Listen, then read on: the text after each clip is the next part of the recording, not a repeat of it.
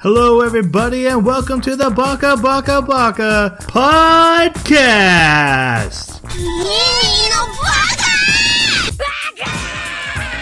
Baka.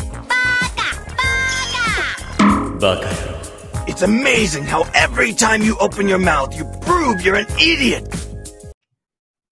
Hello, everybody, and welcome to a healthier episode of Baka than we had last time.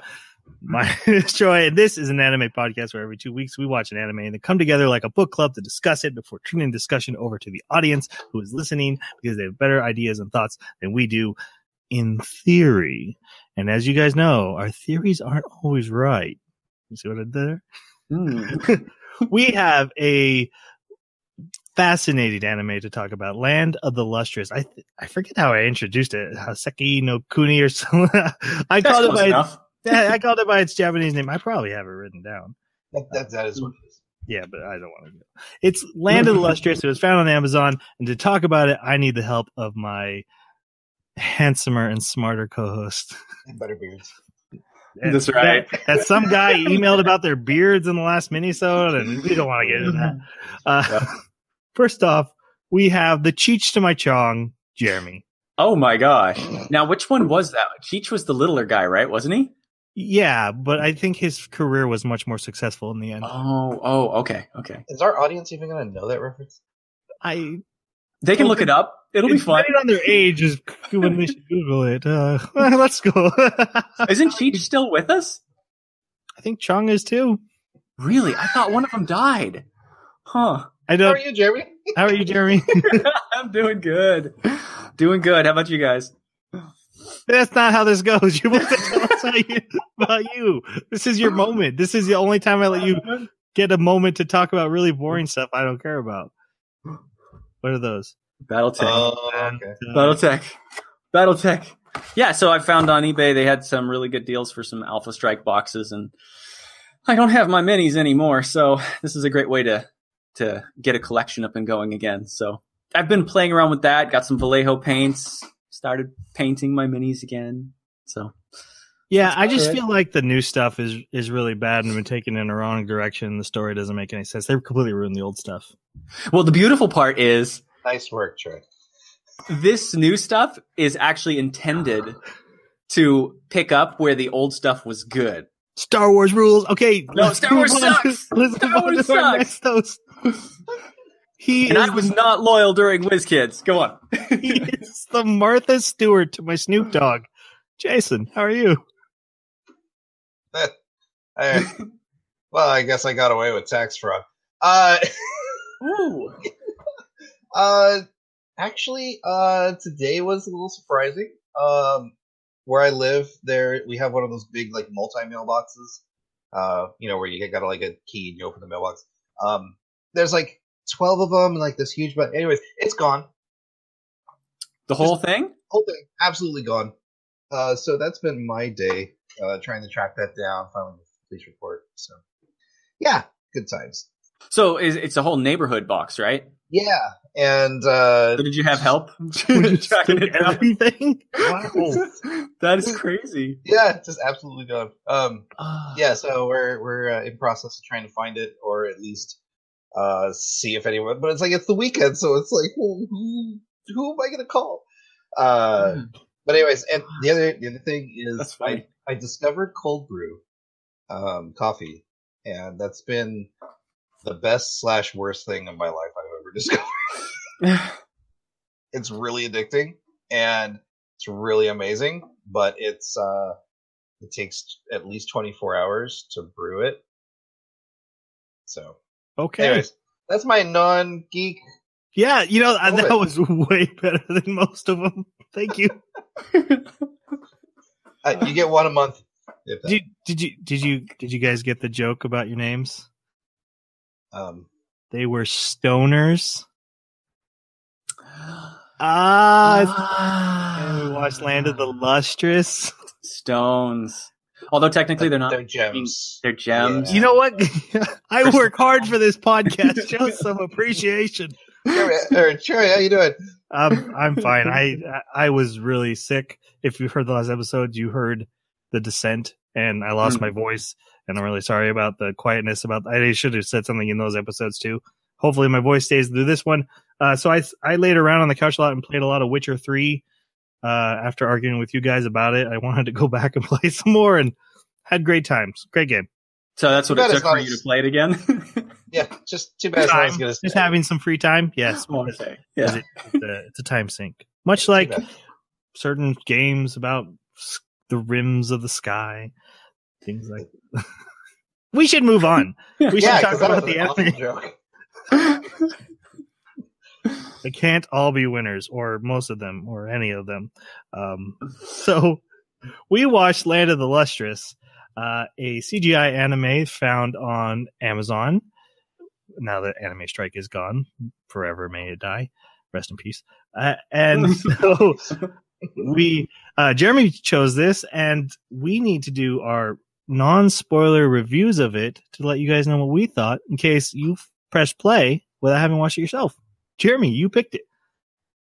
I really, really enjoyed it. I thought the character development was really well done.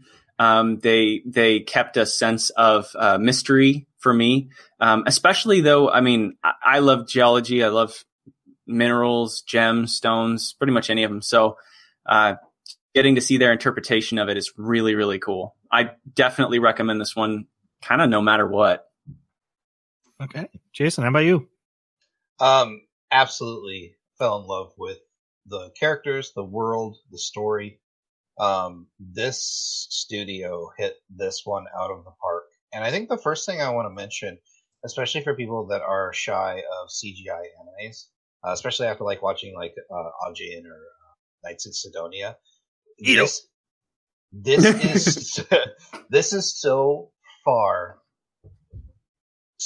above, like the amount of leagues above that style of animation this is. There are so many moments where I forgot it was CGI. It was near flawless watching it, and there were points in the episodes where I would just start looking, being cognitive of that this is CGI. I need to watch out for like flaws and stuff, and like just it's beautiful all around. But yeah, great story, great characters, loved it. You know, I'm with you guys. I absolutely loved it. I was having a hard time deciding if I even liked the plot or the characters because I was enjoying myself so much with the misdirections of the plot. I never knew where we were going, and it was definitely showing me something new. And if you've listened to this podcast before, you know that's a huge factor for me in enjoying anime. I love being surprised. You know, as much as I complained about the anime last week, it really came down to like I've seen robots in space before. I've never seen anything like this anime before, and it's presented in a way I've never seen before. Yeah. But I do think the story and the characters are also great. So yeah, I highly recommend it as well. What did you guys think of the opening and closing? Average. I didn't hate them. In fact, I didn't dislike them. I enjoyed them the couple times I watched them. There was a couple episodes where they were different, which I found interesting, especially in like heart-tearing moments. Animes always do that. It pisses me off. No, but no, it was. I guess it was a little tough for me to interpret the ending, the normal ending one. But the music was pretty, and you know, like I said, it was average. There was something about the intro that was very reminiscent of like just tapping glass or tapping gems, the way that it was kind of a dissonance when it started. And so that really got me. Every time I would hear that intro, I liked that. I actually really enjoyed the way that the fragments of the stones played, and you'd see the color and you see the faces reflecting off of them. And you're like, oh yeah, that's actually, we're looking at the shattered remains of these individuals right now. You know, it's kind of an interesting way to play it. I like that. The ending for me was mostly skippable. I don't think I watched it more than once or twice. But the intro I actually really liked, not because the music was great, but I felt for the main character, it really gets you into that character's mindset. You really get a feel for that character through this intro. The facial expressions as this main character is floating through the intro, and like Jeremy said, there's the crystals and the fragments. There's a lot going on, and the way the main character is presented through it, I thought was like, okay, I'm really feeling the emotional resonance I need to be in to start this episode and stuff like that. So I thought it did a really good job with that. While I agree with Jason, there's nothing I'm adding to my playlist or anything. Mm-hmm. Speaking of, can we talk about sound design in this entire anime? Absolutely stunning. Camera work too. There's so many times I wrote down the cameras are blowing my mind. Yeah. No, there are many points where like someone would fall, and it just the sound design had such weight to it. Mm-hmm. It was as if that person fell right next to you, but also like the sound that it's not a normal body, but it was like footsteps, stone. Tap, or like tap, two people tap. would like rub against each other. It was like two stones rubbing each other. Yeah. It was really neat because it kind of jogged you a little bit whenever you heard that. It was like, oh, that's right, not flesh. Yep. I can't imagine they actually did it, but I couldn't help but wish that they had taken like samples of each individual one and just kind of tapped them, because they all sound different, and when you tap them together, they're gonna sound different. And use use the actual stones when they're. But I'm sure they didn't do that, and it was satisfying and believable, immersive the way they did it. Very, very good. Mm-hmm. Okay, so we're going to drop our spoiler warning here, so we can talk about the rest of the plot, the characters, and we have some fan theories on this one that are, like I said, probably wrong. And so, if you have not watched it and you do want to see it, this is a good point to turn us off. This is probably one you also want to read the manga if you're a manga reader. I've heard only great things about the manga, and like the anime art style, as good as it is inspired by how good the art style of the manga is. So if you are a manga reader, this might be one of those to go things. But we're going to go on with the anime. This world, guys, this anime takes place mostly on an island in the middle of the ocean. From what we understand, humanity is gone. No, from what we know, there's no such thing as a human anymore. There was. These people don't know that. Well, right. I'm providing context for the watcher. Yeah. Okay. Find out. Yeah. But yeah. So on this island, there are these gem people. Each person is a different type of gem, and they're actually named for the gem they are. And we meet our main character. You know what? I actually don't have the real name written down. Phosphophylite. Yeah, phosphophylite. Thank you. I don't want to read what I wrote. I would love to hear it, actually. Yeah, I would too. It was great. Wow, it's like someone's pressing the edit buttons really fast in this. Okay, so everyone calls the main character Foss, based off that element, that mineral.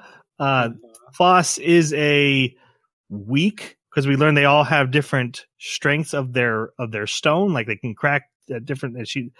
Foss is very easy to crack. And what did you guys think of Foss, who is the journey that we're about to go on? Foss was absolutely great fun through the whole thing. Like the first 2/3 of the season, she's full of energy, and she's full of sometimes spite, and she's ornery. But over time, the way things affect her, you really get to see it play out in a big change in her character. I think she's the most fun to kind of be behind as a main character that I've seen for quite a while. And we should point out here that Foss is not actually a female. Yeah. Most of these characters, they have feminine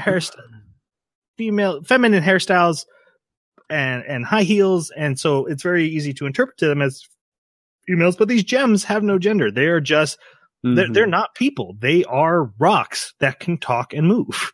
And in fact, their skin isn't even skin. They color themselves so they're right. Yeah. It's just a powder. Multiple times they're just putting a powder on to protect themselves. Yep. They don't actually have skin. They don't look human. And they leave their hair exposed because they eat light. Yeah. Which implies some kind of plant. Maybe the microorganisms. We learned there's so much lore in here. we could dig away for hours. Yep. Jason, what do you think of Foss? I thought she was great. Very typical, like airhead protagonist kind of feminine role in anime, but she did it in a way that was very fun. And also a bit irritating to her people around her, because in this world it's dangerous, and because of her hardness, and also because of her airheadedness, and she's one of the youngest there. Right. She can't fight. She's clumsy. She can't fight. I think there's only one other that's younger. Nope, she's 300, and the closest one to her is Zircon. Oh, I thought Antarcticite was younger. I don't think so. Oh, anyways. You might be right, though. I don't think so. Not sure. Okay. But yeah, so she can't fight, so she's kind of a burden on everyone else. And she doesn't seem to have another job, because there's a couple of other non-fighters that have jobs, right?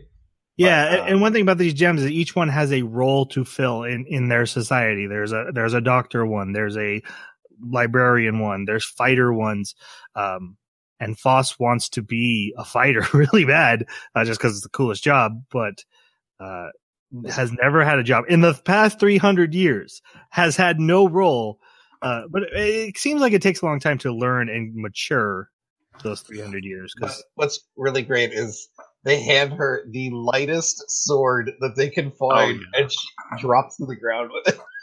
Yep. Great. So, but no, she's a really, really fun main character to follow. I agree. She's a great main character to follow, because we come from a place of she's so naive. Yeah. And like I said, that kind of comes across even in the intro when you're watching those opening credits. And much like when we watch Made in Abyss, you just get this feeling like there's a ugliness, a badness behind all this beauty that we're being seen. You know, the grass is super green. There's no pollution. There's no buildings. There's no trash. Everything's so beautiful. But like right away, these mysterious cloud people come out. They come out of a sunspot, right? And they're called Lunarians. They're from the moon, and they come and they capture these gem people and destroy them and use them.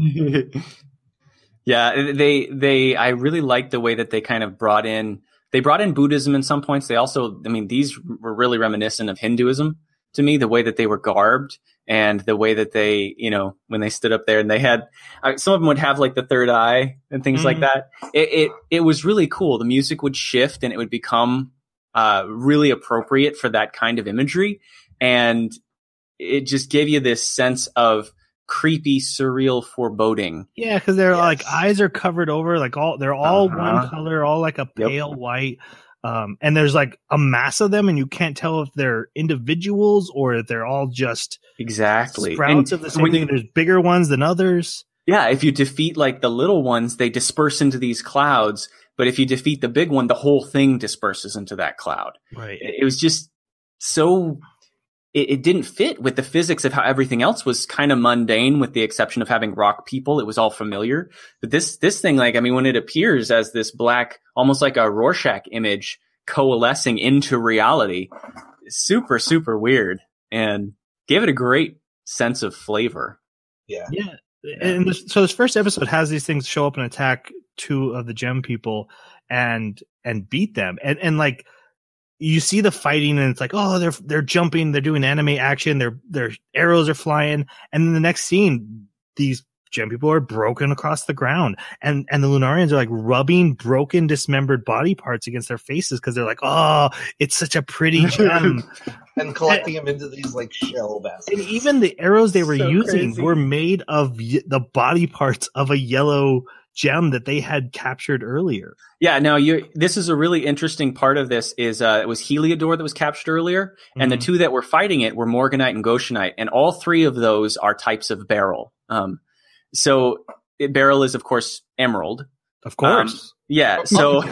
So if you think about that, when they were like, oh, that's Heliodor. It's basically like a sibling gemstone for them, and therefore it had a high enough hardness level that it would be more effective against them. You see this later when Sapphire is used to actually damage another one. It's because Sapphire has a much, much harder hardness than what it was going up against.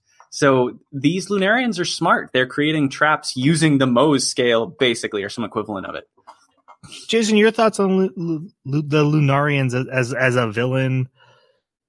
Actually, one of the coolest villains in quite some time, and I think mostly because of their mysteriousness. The Rorschach image is like this interdimensional like portal they create, and it's creepy. It's like every time it shows up, it's so creepy, and I love it. And it also you buy it from the characters in the anime, from their expressions and their body language, that they're not only creeped out, but they're also like there's this heightened sense of alertness and scaredness, but also like we have to defeat these things or we're getting kidnapped, basically. Yeah, like mortal danger. It's really interesting because it's a mixture of mortal danger and mundane, because they beat these things regularly, like every couple of weeks. They say they show up. Well, multiple times a week. There's only, I think they said there's 28 gems at the time, at the time of this anime. So, they fight these things off constantly, but one slip up and one of the 28 is gone for good and is now a weapon being used against you or is adorning. And we don't fully know what happens once they get taken away. But so it's this mixture of like, they see them and they're like, I think I can handle that. And sometimes they can't, and sometimes they can. Yeah. It's really kind of creepy because knowing that they use the ones they've captured as weapons against the remaining ones, knowing that, and we find this out later, knowing that they have Yellow Diamond up there, nobody's going to be able to stand up to that. Well, there may be one that could stand up to that, but I mean, well, maybe two now. But still, it's just this concept of like they've got really, really powerful, effective weapons because of who they captured. And what must they have been able to do to capture that one at that moment? Like, I want to know those background stories too. So in this episode, while this battle is happening, Foss is called by the sensei, the master of these gem people, who's Master Congo.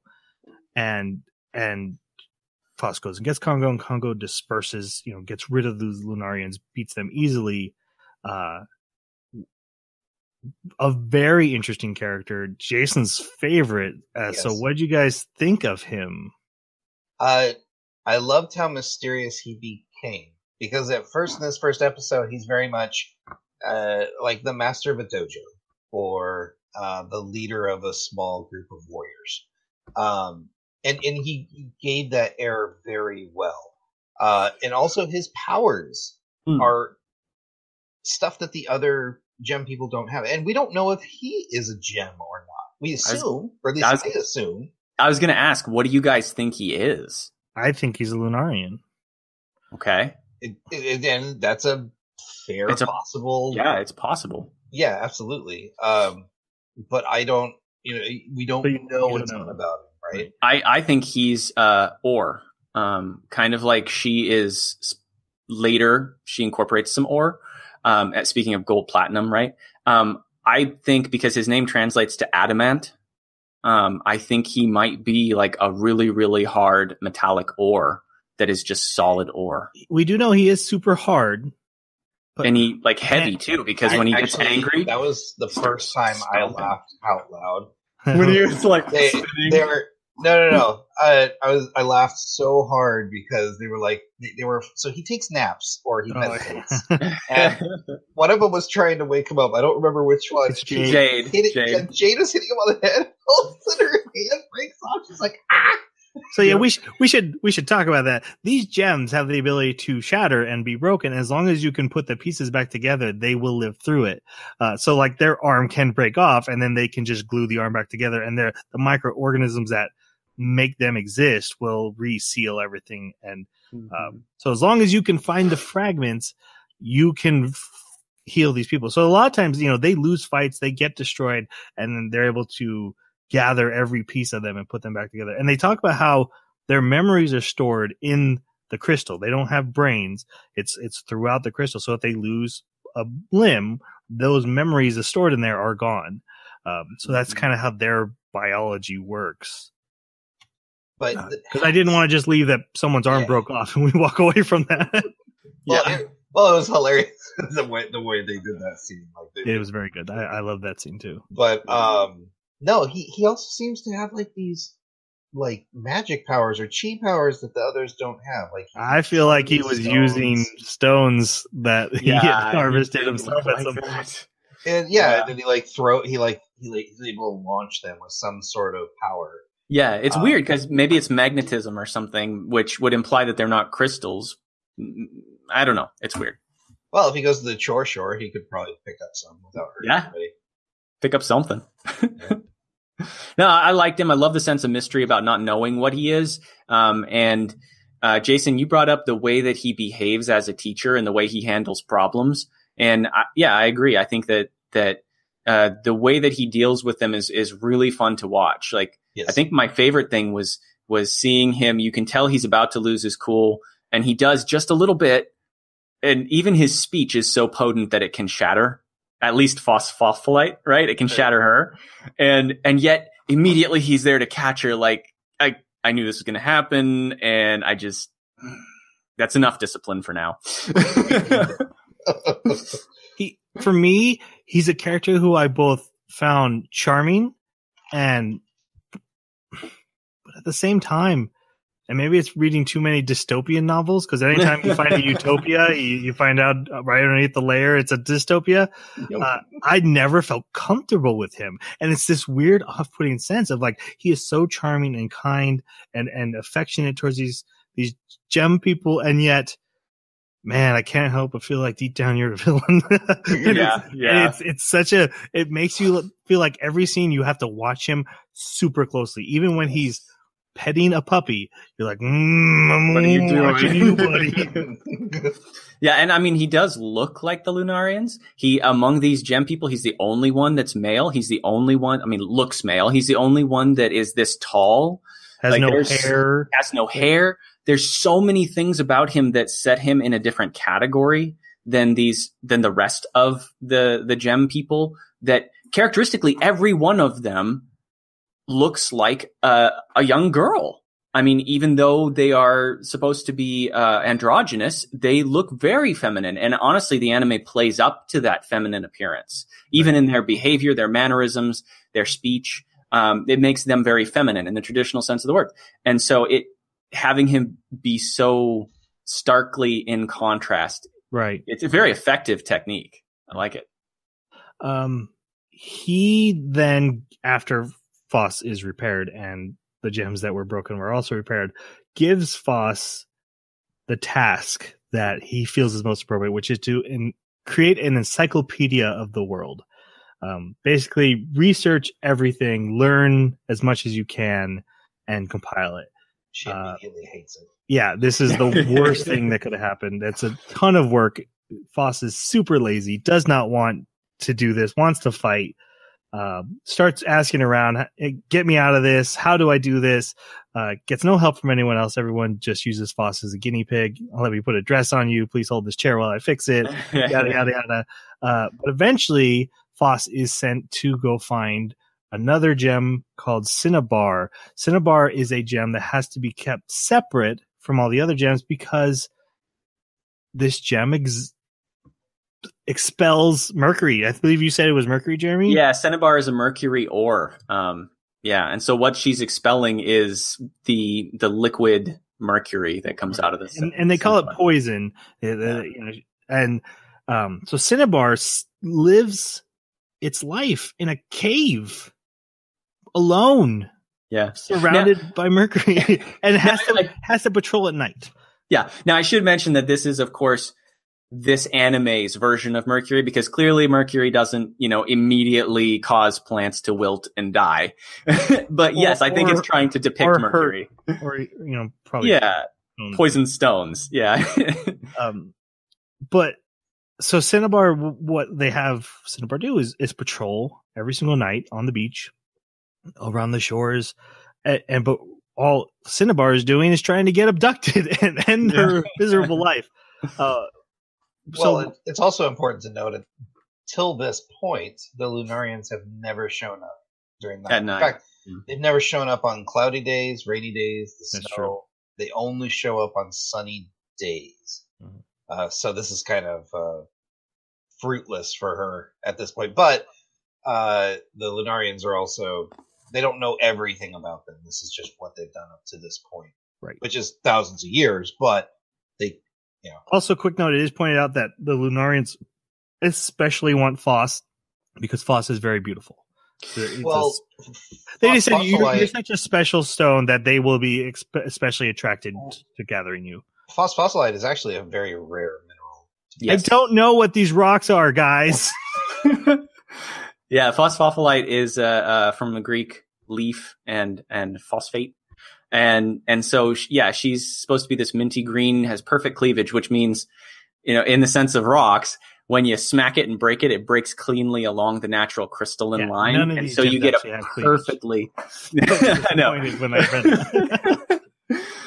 it. She's very, very special in the real world gemstone, which this was actually something I wanted to bring up about the way that these gemstones interact.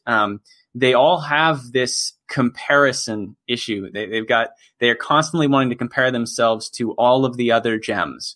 Right. And I thought this was an excellent way to play on the idea that gems only have the value that we've assigned to them.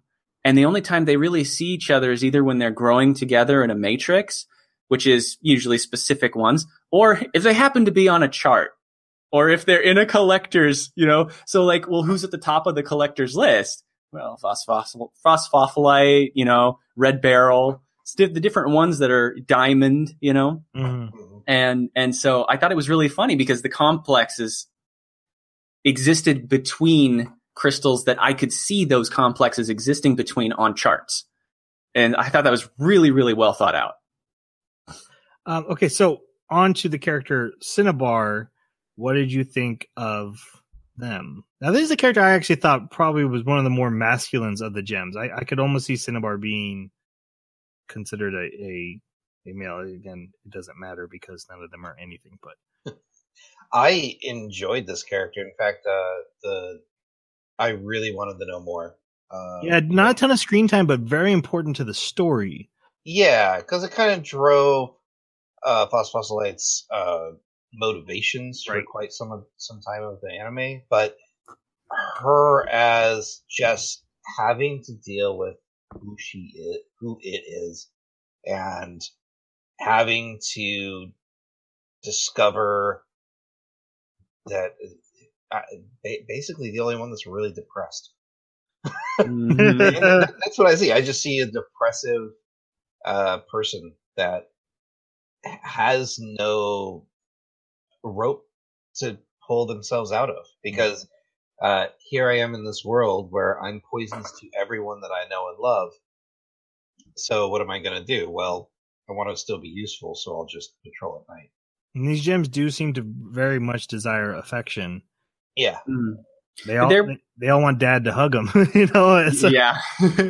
There was a weird comment that Cinnabar made when she was trying to make a decision later in the anime. She said, I don't know who I can trust, or I don't want to trust anyone, or something like, I forget exactly what she said, but the sense of it was that she didn't trust anyone else. And I would have thought that it was more of, I don't want to put anyone in danger would be her biggest concern. But for her to actually say that while she was thinking about the offer that Foss made to her at that point, it really kind of threw me off. And I had to reevaluate what I'm thinking about Cinnabar. And it makes me wonder if she's looking at it almost like a cult, where she's seeing that all these other gem people are just following him. And when she's had her own questions. Based on the ending, that's not crazy. Yeah. So I don't know what's going on there, but I love the complexity and depth to that character. Very good. What's really interesting, especially building onto that, is that Cinnabar is built as one of the smartest gems on this island, with the most knowledge about the island, despite being separate from the library that they keep.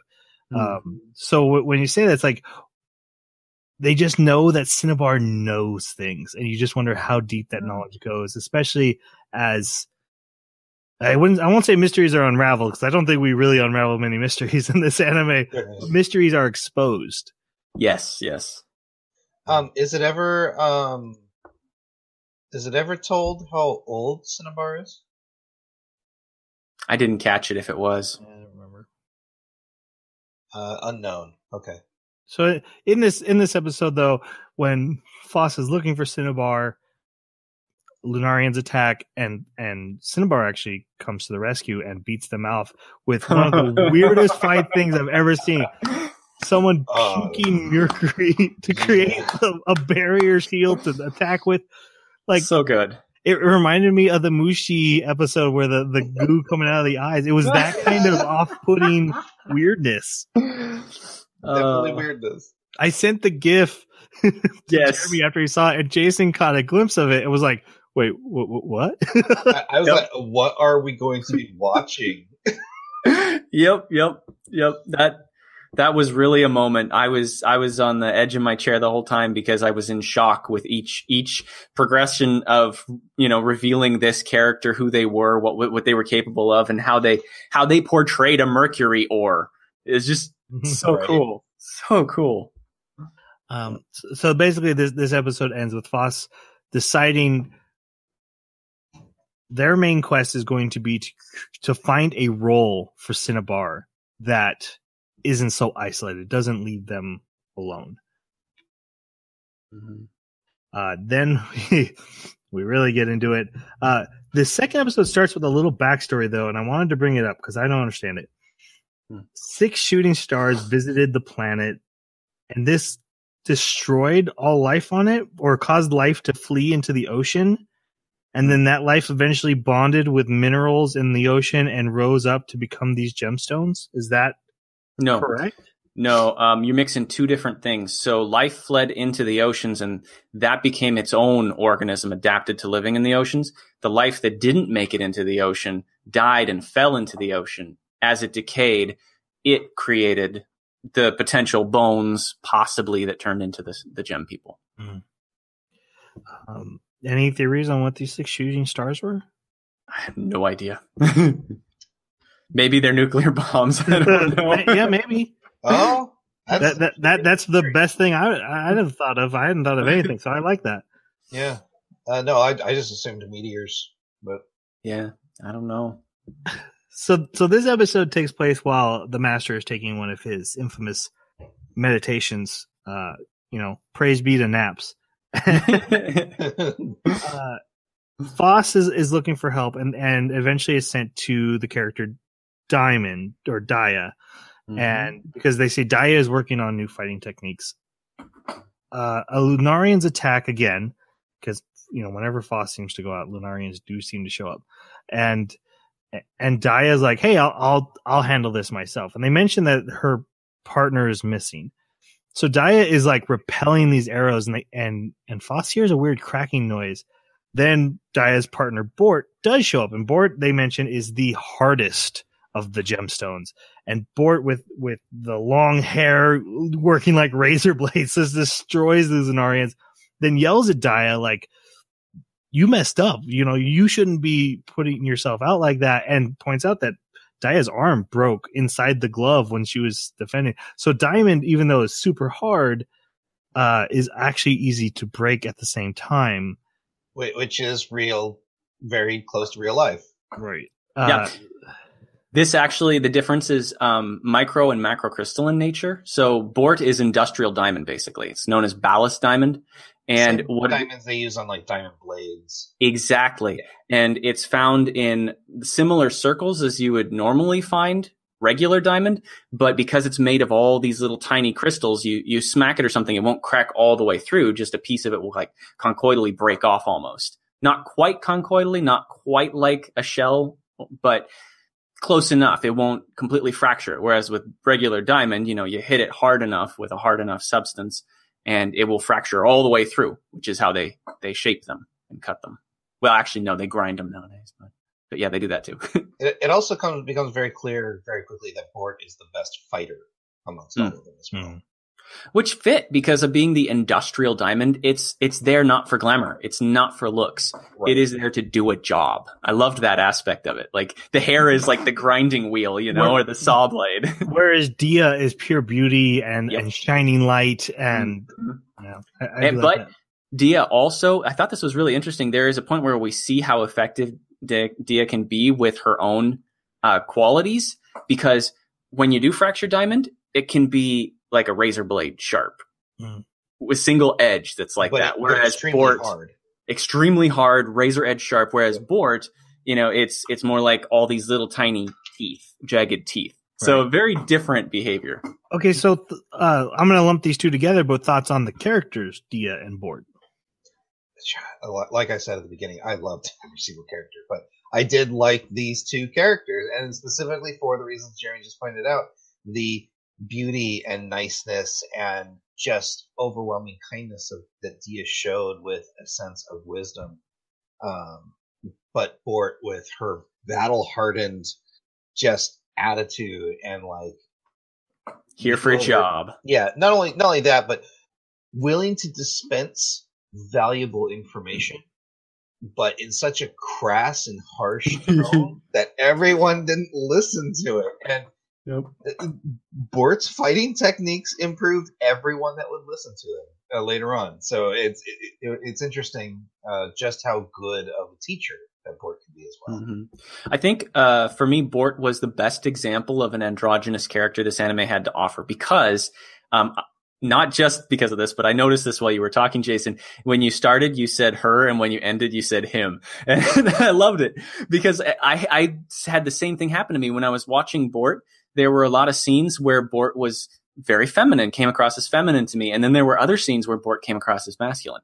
I had the same thing with Cinnabar too, and Bort.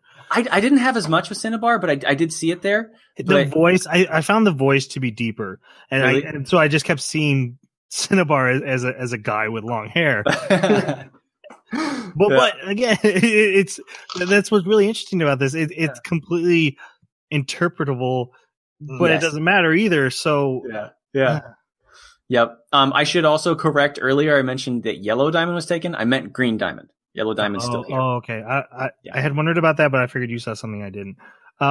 Nope.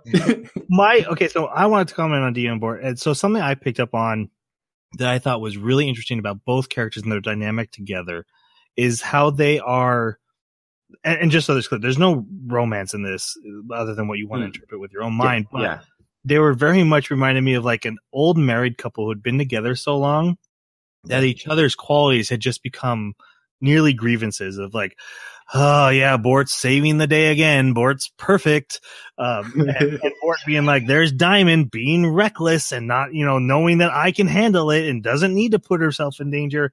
And then at the end, they have a moment where it was like, because they have to be separate, and they say, I realized how much you matter to me because we were separated. And that reminded me of something an old married couple would go through, where they are together every day and everything gets on their nerves. But if you ever pulled them apart, instantly everything that was on your nerves is exactly what you want back next to you, because of how important they are to you. And I didn't expect that at all until that ending moment that we'll talk about in the story. And I was like, oh, that's really interesting. Because Dia, even in this scene, complains like, she's saving the day. And honestly, I kind of wish she'd just go away.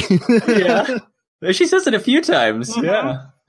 So I liked how that had payoff, because I kind of forgot about that scene, other than I wrote it down a little bit, but I had forgotten about it, and it paid off. Then this episode goes from weird to nuts when the Lunarians come back with a giant shell. And they fly to the school or the home of these gems, and they just dump this shell. And then Bort and Dia kill the Lunarians, and everyone's like, okay, I guess we have this giant shell here. Boss, you should study it for your encyclopedia. Which blew me away, because I thought as soon as they killed the Lunarians, the shell would disappear. Yeah, me too. Again, it's weird how they're not super afraid of Lunarians. The Lunarians drop something in here, instead of being like, we should get rid of this. They're like, that's new than something we've seen in the past 300 years. We should, okay, whatever. And they react to that many times. There's another thing that happens that's weird, that everyone's just kind of like, oh, this happened. Yeah. But, I think this kind of plays into the concept of them being stones, right? They weather time without a care. It fits them in a sort of it's not a complaint to have about them. Yeah. It's just very much who they are. It fit really well with like people. You can think about someone that's like had immortality for quite a while, and they're just like, oh, that happened. Okay, whatever. Yeah, move on. Yeah, but yeah, you're right. That is exactly what was happening. But this isn't nothing, because a snail gelatin monster comes out and immediately eats Foss, and they start, everyone starts attacking it, and they realize that they touch it, it dissolves them, and then the camera shows Foss in the goo disappearing. It was at this moment I knew I was going to love this anime, because I had no idea. You are killing your main character in episode 2. Yep. Okay, I'm paying attention. Yep. I'm on board. Yep. Tell me what you're trying to say. And that's how the episode ends. Foss disappears.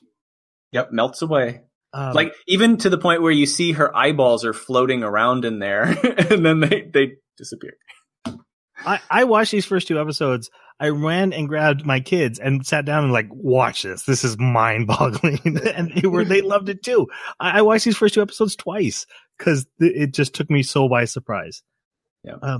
And then the next episode, they continue fighting it.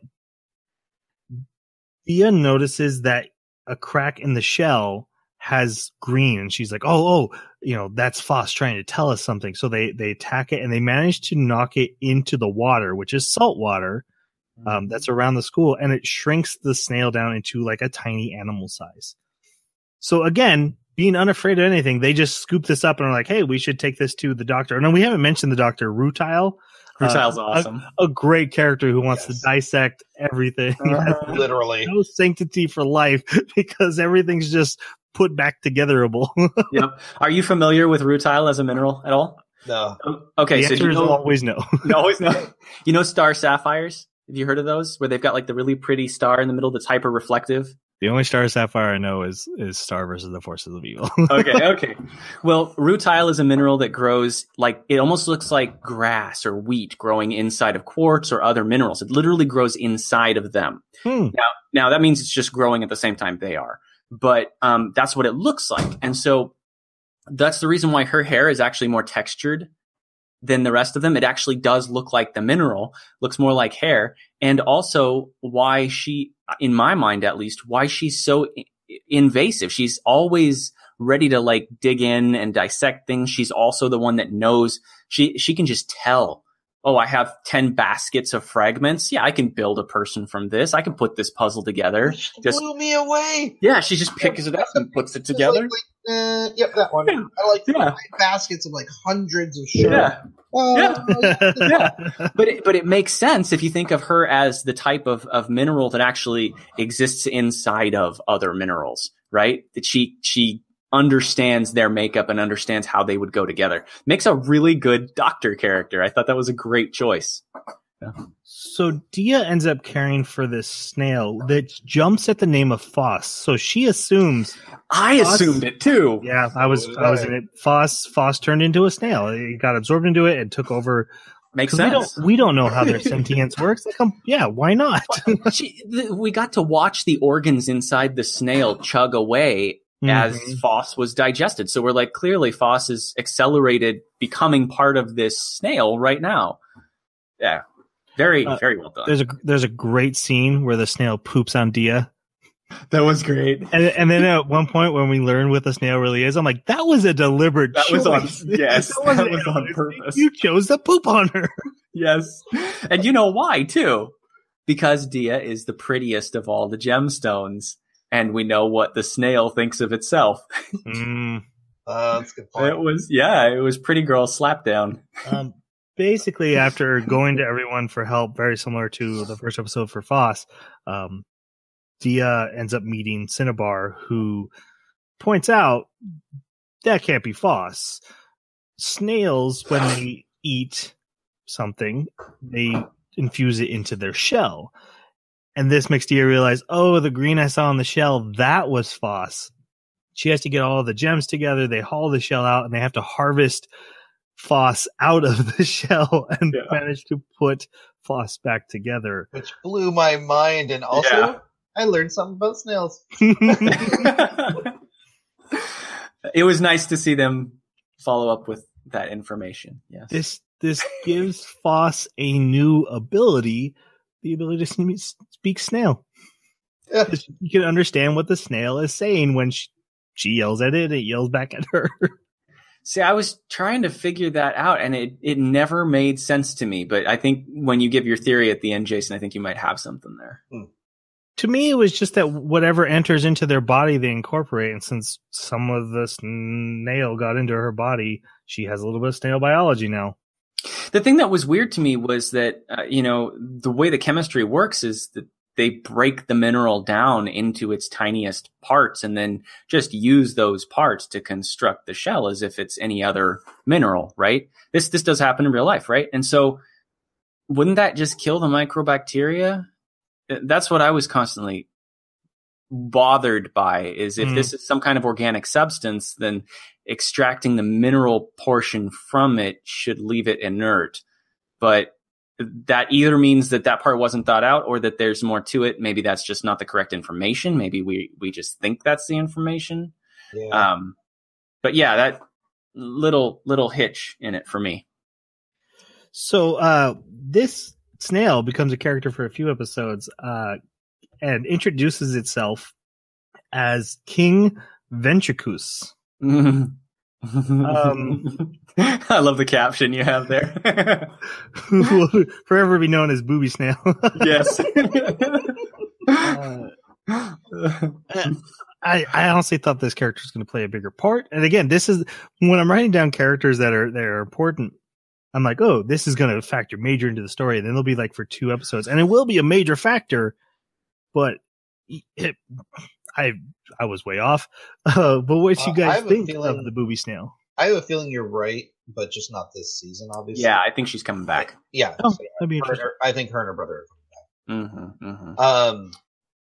I thought this character was fairly hilarious, but also like as soon as it said, "Hey, let's go to my homeland," I was like, "Oh, something bad's happening." Yeah, she's like, someone like you is there.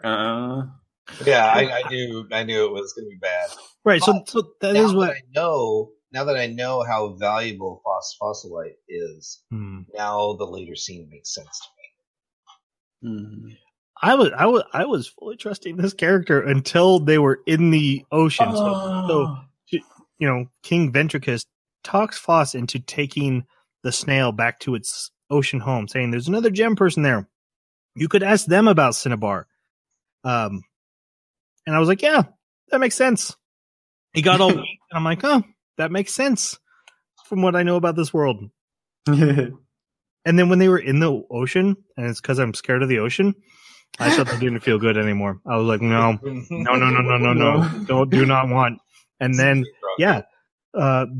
the Lunarians show up and take Foss. It was all a trap set by this snail, who, when in the ocean, turns from a small snail to a almost human-like form, but jellyfish snail thing with like a dress that's also part of the body, butt boobs. Oh yeah, which Foss calls out. Yes, one of the best scenes is Foss calling out those boobs. They look weird and gross, and Ventricus grabs them and says, "These are my favorite parts. Hail be to them, or praise be to them." Yep, which I fully agree. But anyways, oh yeah. This betrayal is because the Lunarians, and they mention this, have actually we should go back before we reach the betrayal about the lore that is dropped here, because they talk. This is where they talk about humans, and according to King, the humans broke down into 3 parts. The bone became the gem, the flesh became snails, and the soul is the Lunarians, and that's why Lunarians are aggressive and hunting and wanting to collect the bones, partially because they want to restore humanity, or maybe they're just the evil left over from humans thing. Got thoughts on this little drop?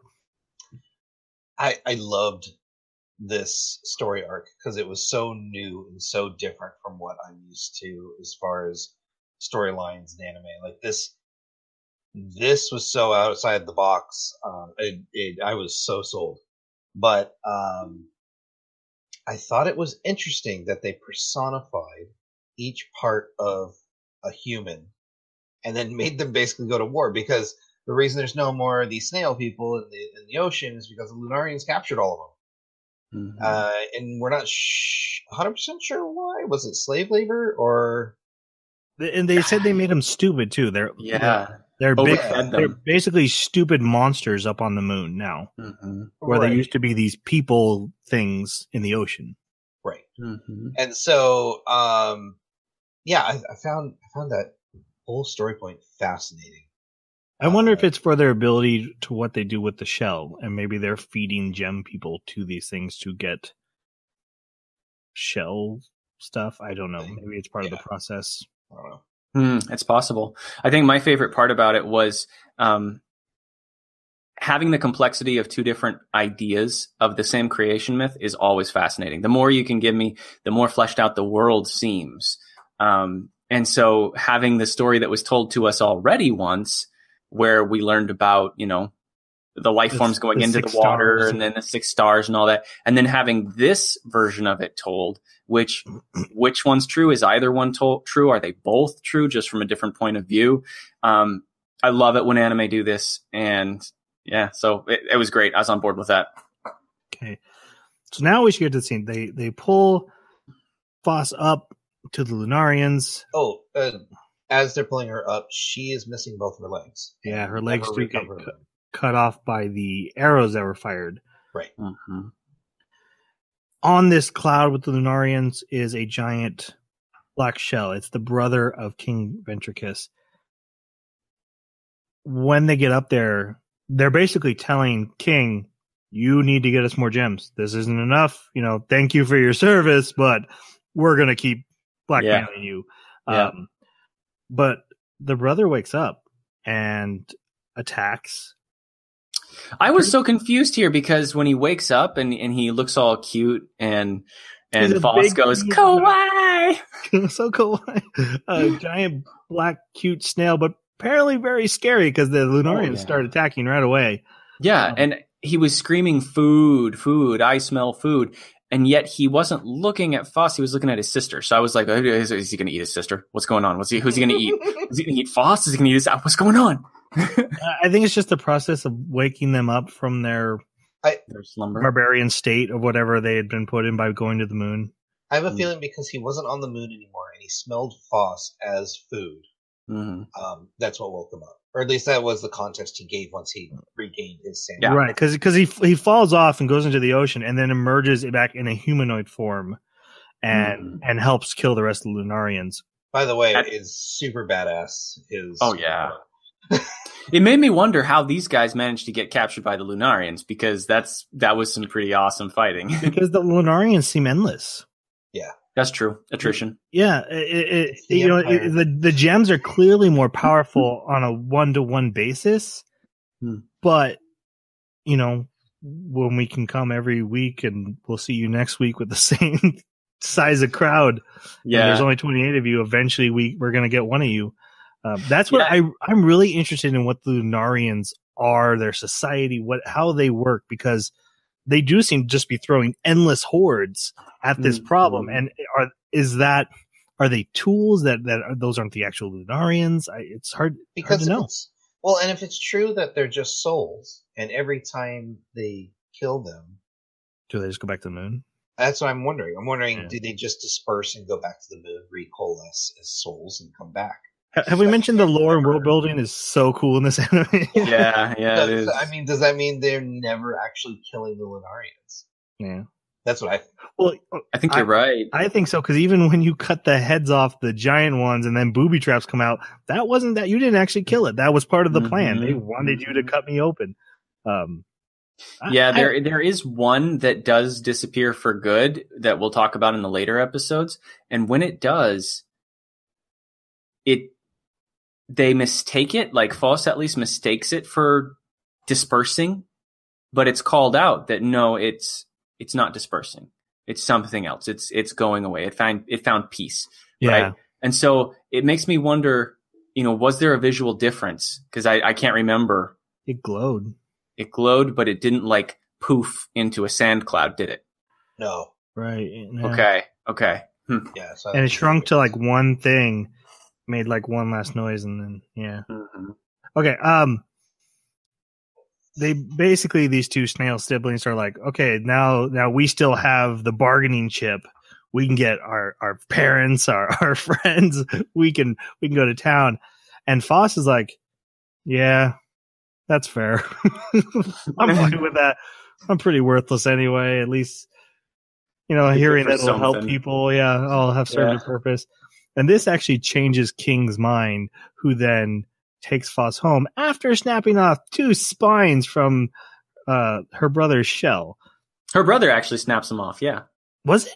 Yeah, it was his one with the long tentacles. His black tentacles shot up out of the water and pulled the pieces off. Which, that shell, I mean, we saw that it had already transformed petrified into agate. So agate is approximately 7 on the Mohs hardness, like quartz level. He just grabbed him with a tentacle and snapped them off like they were nothing. That tells you how powerful these guys are. Yeah. The other gems are all searching the ocean for Foss. Foss had asked before to go. They had been forbidden. Went anyway. And they're clearly exhausted by going into the water. Now, they don't need to breathe. They can go underwater all they want. But they talk about how they have to cover themselves.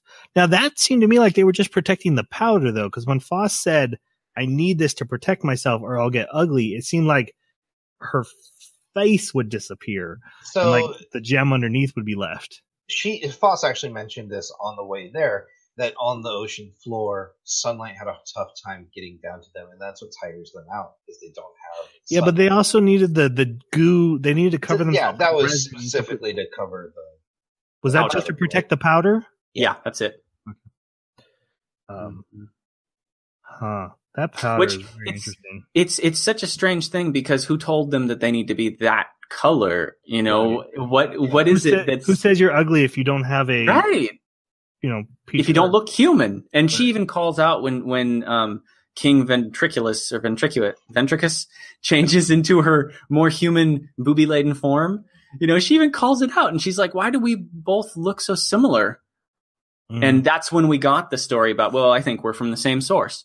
So if that's true, if somehow they're from the same source, there had to be some human that told them, you need to look more human. You need to look more like this or something. I don't know. It's really weird. It's like a vestigial behavior.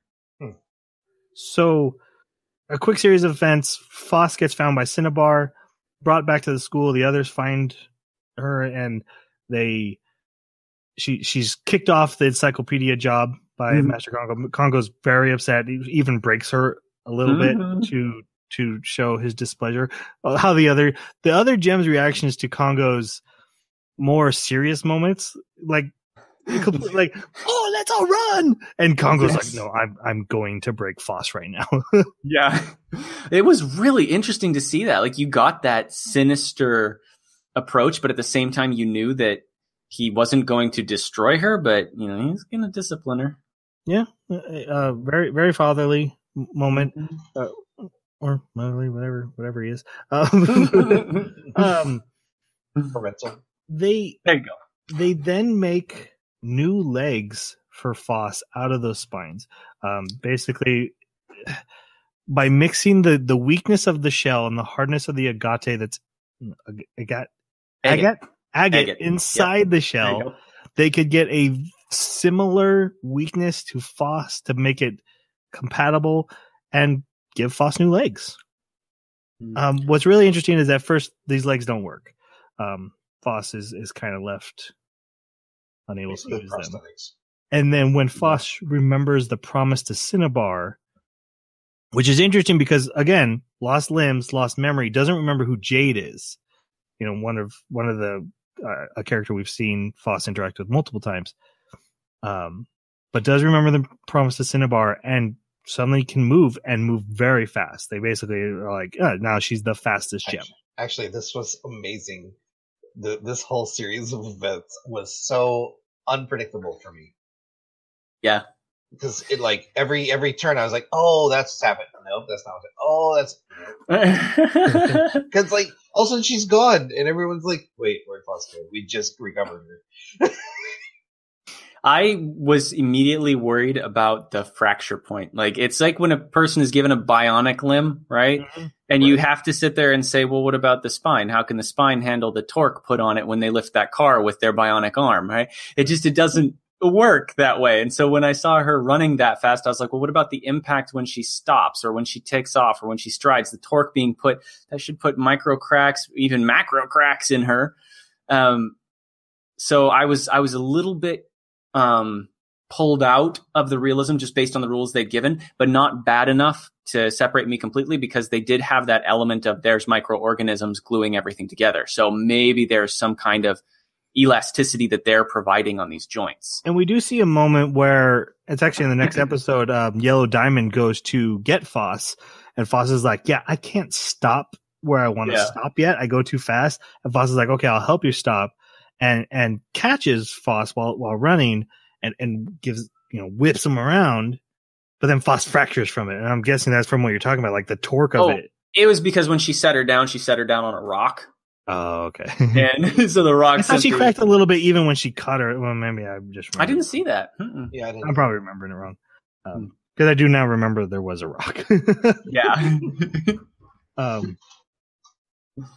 But I expected her to crack because, the momentum should have done that. I think they were a little more faithful to that ideal later on. But with the legs. Yeah, I agree. There wasn't so much. Mm-hmm. So with the new legs, Congo actually gives Foss a sword. And Foss can't really handle the sword. Can't even pick it up, barely. But doesn't give up and is allowed to be part of a patrol. And is teamed up with the gem Amethyst, which is actually 2 gems. Jeremy, why is it 2 gems? Because gems twin sometimes. And when they twin, it means that the gem is growing out of the same origin point, but along the same axis, it splits. And so it mirrors itself. It's a common behavior in gemstone formations. And so, the Amethyst is prone to it. So okay. So and why did they have weird numbers? Yeah. That I didn't actually look up. I don't know. Yeah, they called each other, and it made me think like, do they split all the time, and just there's always like a new Amethyst twin pair? That would be really interesting. That's not a normal characteristic of twins. I don't know if maybe it was like a rating or a numeric. Maybe they were looking at the druzy. I did love how they bashed their heads together. Oh yeah, that's also totally just the anime, but twins are not safe from fracturing by hitting each other. They basically, so because there's 2 of them, they figure Foss will be safe, and they go on their patrols, and it's very boring, and Foss gets very exhausted from it, because Foss is Foss. Mm-hmm. But on the 3rd day, Lunarians do appear, and when Foss is finally ready to use those legs to fight, freezes in terror, and Amethyst actually, does well in the fight, but then it ends up being one of the trap Lunarians. So there's Lunarians that you cut in half, and then like a trap comes out, usually made from other gems. This one was a gem. That was a heart. It was blue. It was blue. So what was it? Blue sapphire? Was it sapphire that they used this one? The trap that came out of the trap, that was blue sapphire. Yeah. So and it's like these comb claws that capture Amethyst. And this was probably the most what I could call gory. Like if we were gonna say gore in this month. Yeah, because it was like shattering them inside of it and crushing them. So Tanya had to take off for a class at this point, and she was just leaving. She was going past my computer, and she was saying goodbye. And so I paused it at that scene, and the 2 amethysts are being crushed inside the giant sapphire fly trap, and they're looking out with like their blank eyes and everything. I'm like, have fun in school. And she says, yeah, you too.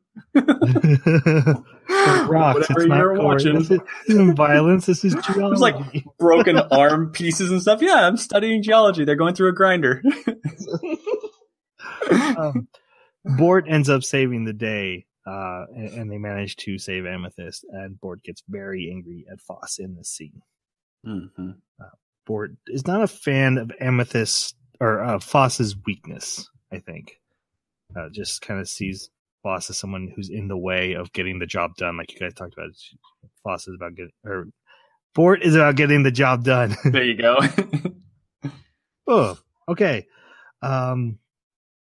Then comes the hibernation, which I found fascinating. They had mentioned it before once in dialogue, and I was like, these guys hibernate? So winter is coming. And the gems are like, there's not enough sunlight for us to properly be energized. So the easiest thing is we all go to sleep. And Master Congo watches over us, and because he also takes frequent naps, there's another gem that live among us that watch it, and this is Anticrite. Now, Anticrite is usually you can tell me why in a second why this happens to the rock. It's Antarcticite. I think. I probably like Antarctica. Yeah, Antarcticite. They do call, what do they call it? Antarc?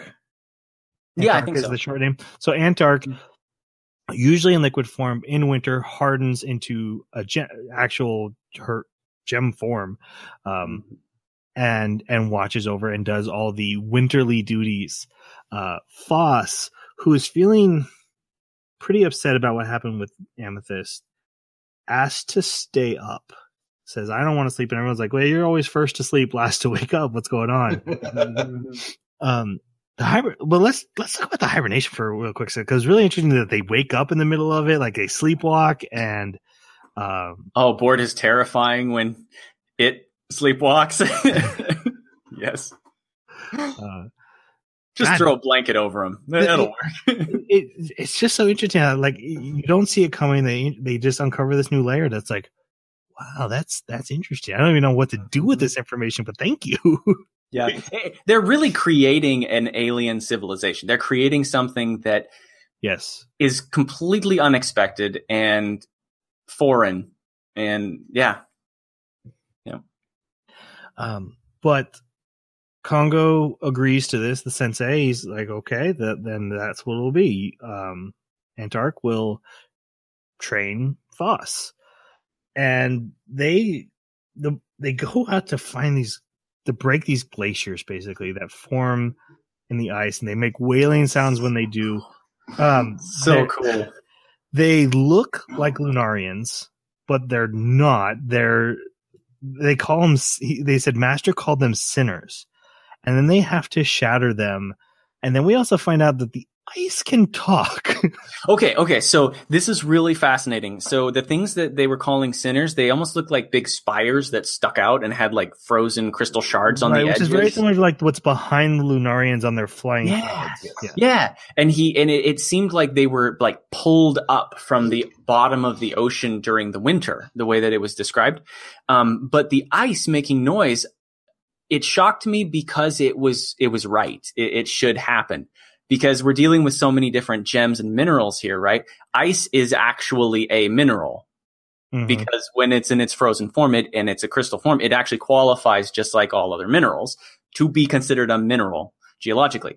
And so having it talk played into that whole idea of, the minerals are alive. Like whatever these organisms are, they've even gotten into the ice. There was a piece of dialogue by Antarcticite that he said that Master said that these are basically cousins of us. Yep. And there were microorganisms in the ice that were making them, but because they weren't full gem people, they didn't have like. They're not intelligent. They're just mimicking what your microbes are saying. Yes, is what Congo said. I don't know if I believe him. So it sounds like they're, midichlorians. Oh, so this is a horrible. Oh, anyway. Well, I know it's getting to get into doubt. Did anyone make anything of the sinners? Do you think those are actually Lunarians that Congo wants kind of on the? I don't think they're alive. I think that the sinners are like lost souls. I don't think they're alive. Why did he call them sinners? I think they're remnants of a human civilization because he didn't take too kindly to the word humans. No, he didn't. So I think he just wants to conceal human civilization in whatever form it be. I actually forgot to mention that when Foss did her report on the ocean, the only thing that she could remember was the word humans, and Congo kind of freaks out about it. We see him shatter his table when no one's looking, and then repair it with band-aids. Right. It just kind of builds into what happens in the ending, where it's like nothing's quite right here. Yeah. This could be nothing. This could just be, hey, I call these sinners because I call them sinners. Or this could be huge lore, and Antark is doing like mafia style cleanup for Congo. Like I was like, which is it? Is this just literally taking out the trash, or is it taking out the trash? Yeah. You've been swimming out with the fishes. That's right. She's taking out hits on icebergs. We get what's probably technically a training montage, but since Foss doesn't really get any better, I don't know if it was a successful training montage. I really liked that they took the time to do it, because it showed us how much Foss was willing to work for what it wanted. And I thought this was really interesting too, because there were times where we would see at the end of the day, Foss has like a bowl that's shining sunlight or some kind of artificial light, and she's got her face over it, and she's just trying to absorb it.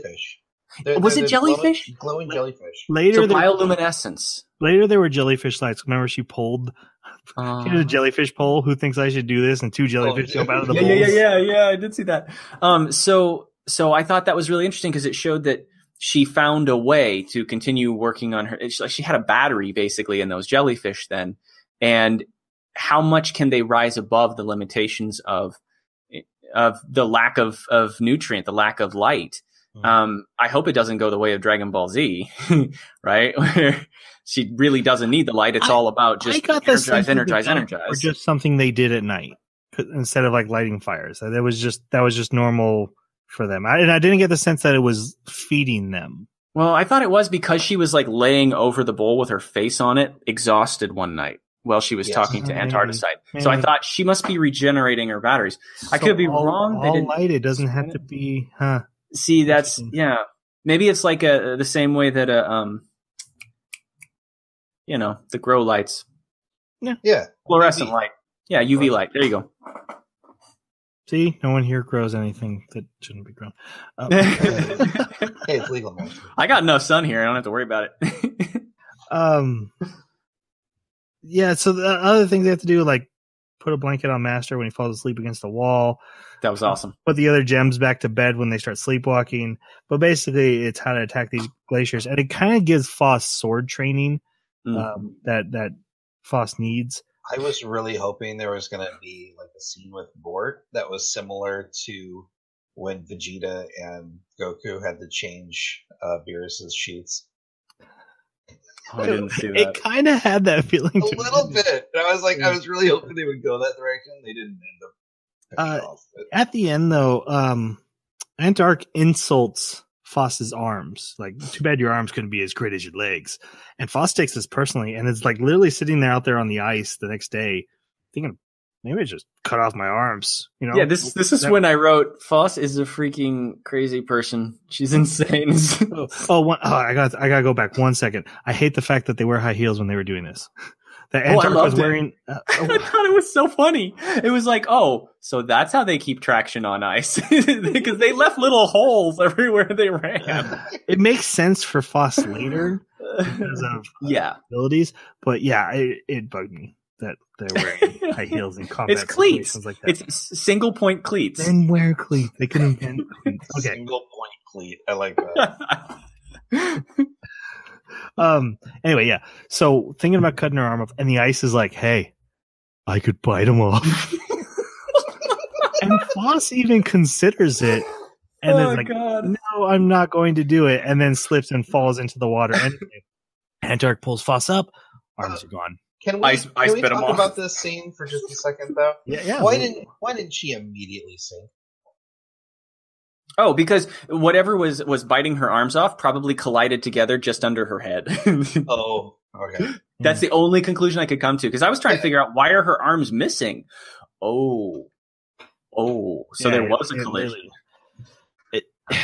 It again, really seemed like the ice was thinking about this and not just. It did, didn't or it? it was reflecting her But it moved. desires. It literally pushed the ice to crush her arms off. Right, which was a reflection of her desire to lose her arms. Ooh, I hadn't She thought changed her that mind. I hadn't thought that it could physically change its movement based on her desires. I thought it could only reflect sound. It sure seemed like it was attacking Antarcticite. I thought that was just the hectic nature of all the ice colliding. That really felt like it was trying to kill him. That's interesting. Taken as a deliberate act. That's really it felt very deliberate. Like watching that scene. Yeah, because Antark even loses his arm, but gets it back. But cannot find Foss's arms. They go back to Congo, and this really upsets Antark, but Congo's like, okay, there's one thing you could do. You could go to the cord shore. And Foss is like, what is that? That movement of like, yeah, what is that? That was a very nice character. Dude, I laughed really hard. Kind of one of our last real Foss moments because of what's happening soon.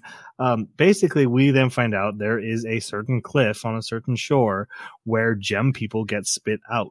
And usually it's just plain gems. Just fall onto the sand, get dissolved by the water, or whatever happens to them. But every couple hundred years, a fully formed gem person comes out. And that's where all these gem people have been born.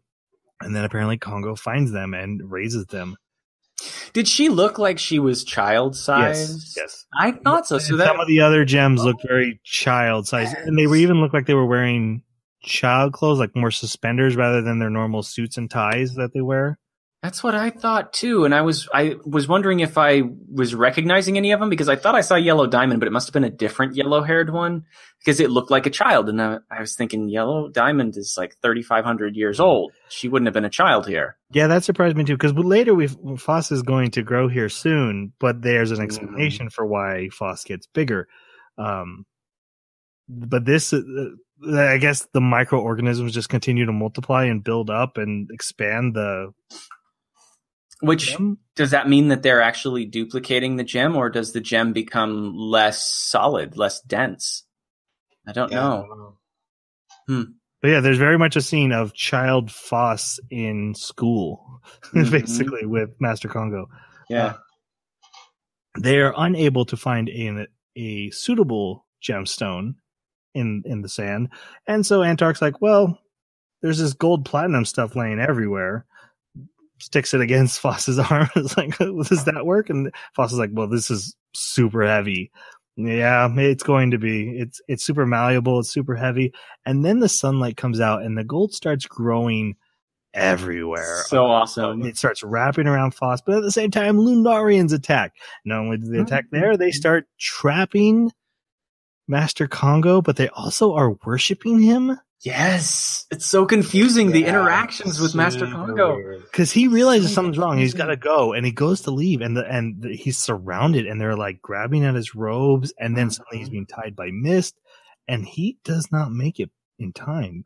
And his robes get destroyed in the process because of an explosion. It really feels like he could have if he wanted to. But also, in this scene, he gives this sense of familiarity. And he's like, oh, this is what you're going to do now. And that was like, but what? I also have a note here. Master Congo refers to the gems as them and not us. Yeah. Huh.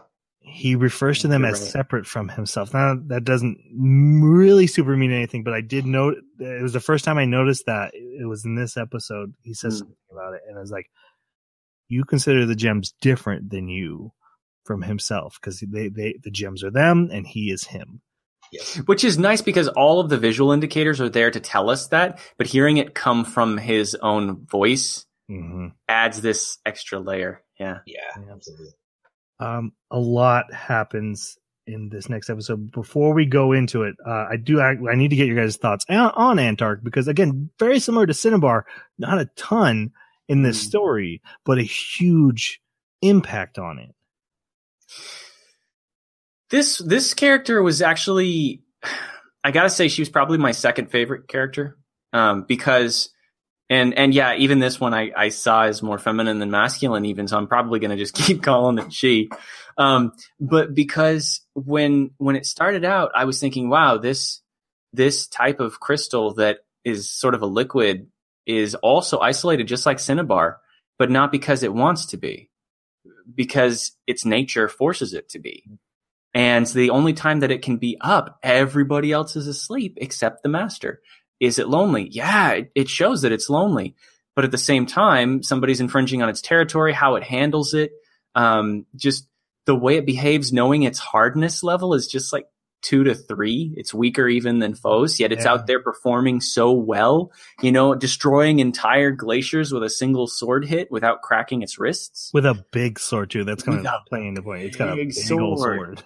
Yeah, and so seeing all these things, seeing how serious and strong that this, intrinsically weak gem is, it really made a character that I thought was very complex.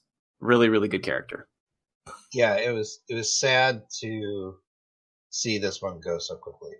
Yeah. I felt this character had a lot more to offer. And I think that's what kind of tug at the heartstrings because of the wisdom, but also I love this. I'm a sucker for this scene where Antarcticite wakes up, comes to the master, and is like, "Can we do our tradition?" And it's a hug. And it's a hug. I'm like, oh, that's so adorable. But yeah, I liked that it was a weaker gem that taught Fos the most throughout this entire thing. And boy, did she linger. Oh my goodness, in Fos' mind. Yeah. Yeah. Question, does the hardness change based on the temperature? So in real life you're asking, or in the anime? No, I guess either or. So I don't think it does in real life, but I think because you can even find these crystals outside of like Antarctica. You do find them in Antarctica, but you can find them elsewhere too.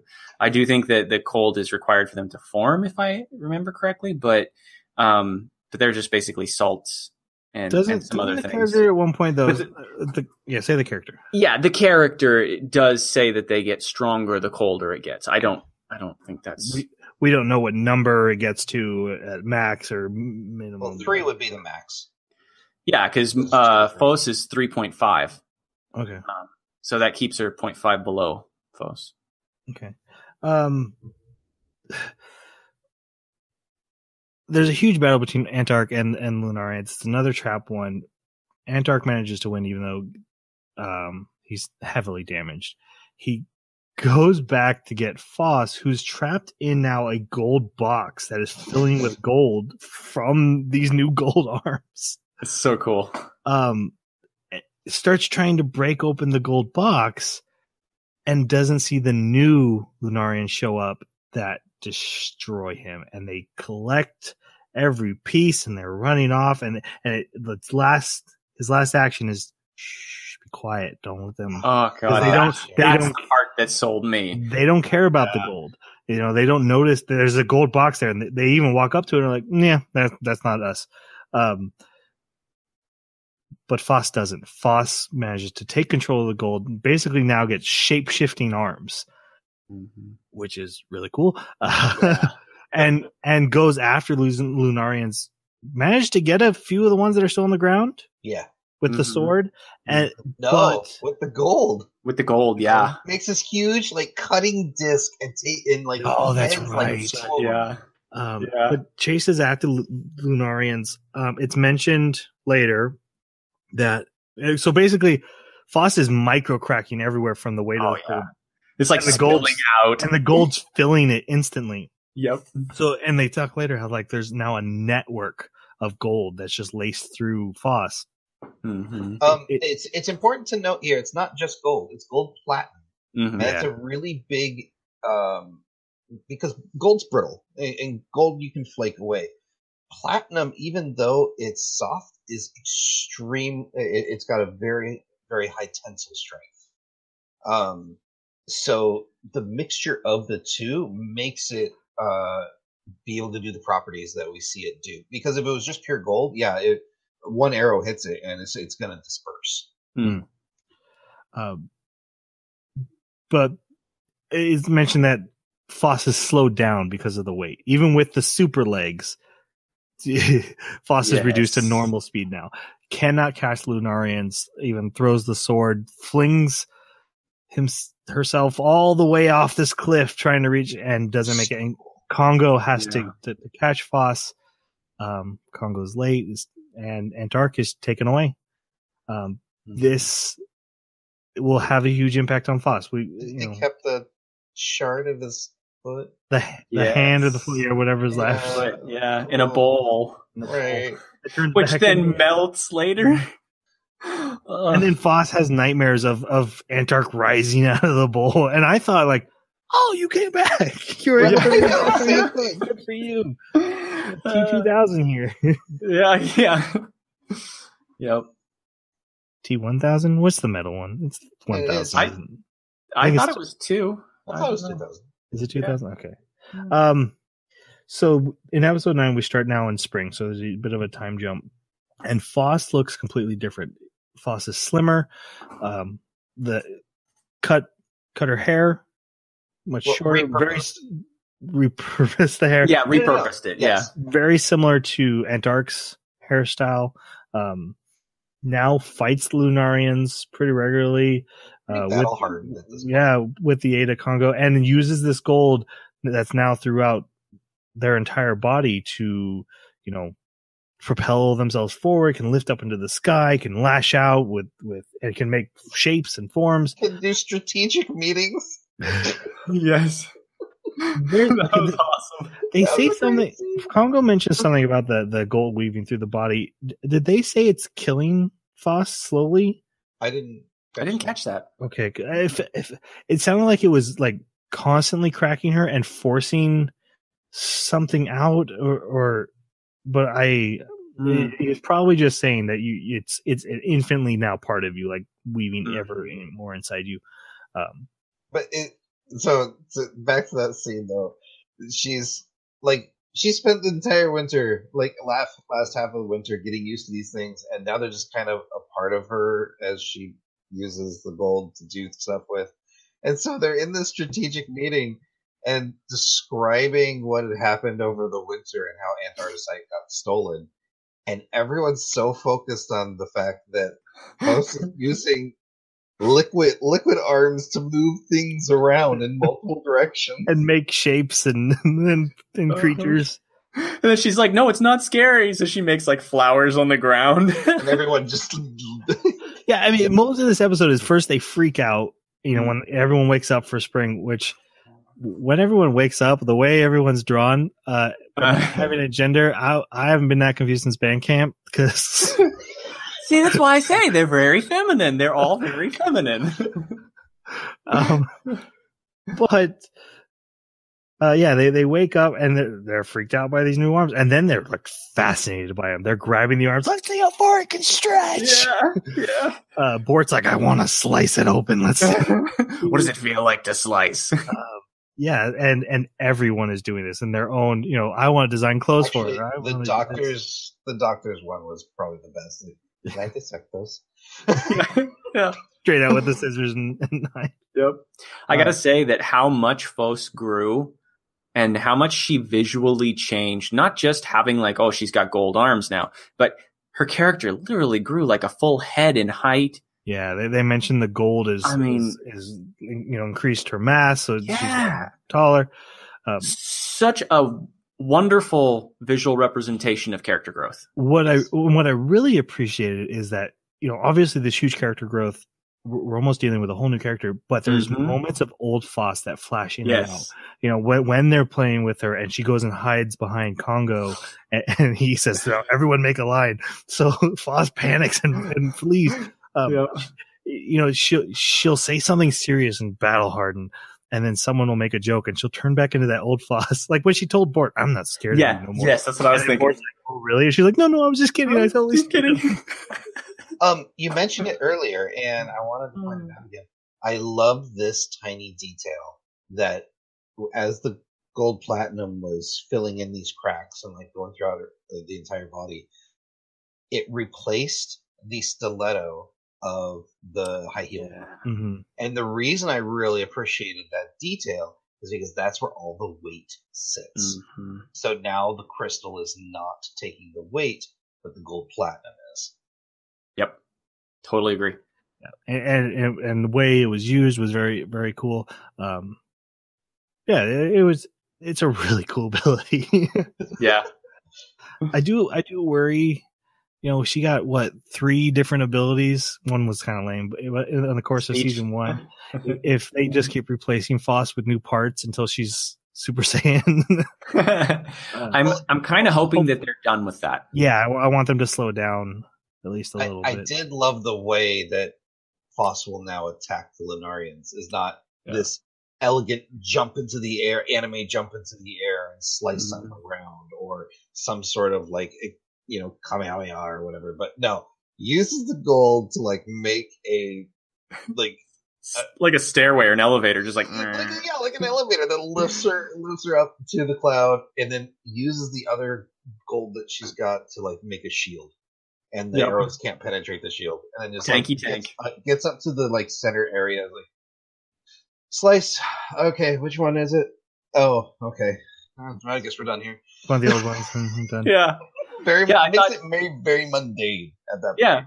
Yeah, she switched into a tank mode, which is really cool to see because none of them are tank mode. They're all so brittle and fragile.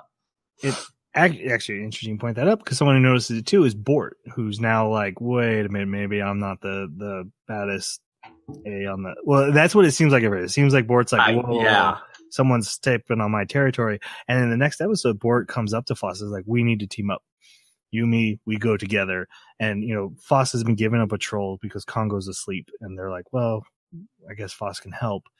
And so Bort's like, you, me, we're going. And at first, Foss doesn't want to do this because she knows it's going to hurt Diamond. But, goes and tells Diamond, makes the decision to go. And while they're out, Bort starts giving battle advice. You should be doing it this way. You're more suitable for this style. You're hesitating here. Yeah, you have your advantage here. Take that, and actually makes Foss a better fighter. Even more so than already is.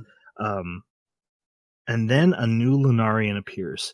This was so cool. At first, it's just this giant hand that comes through, and Bort goes up and slices the hand, and then more hands come through, and they grab her.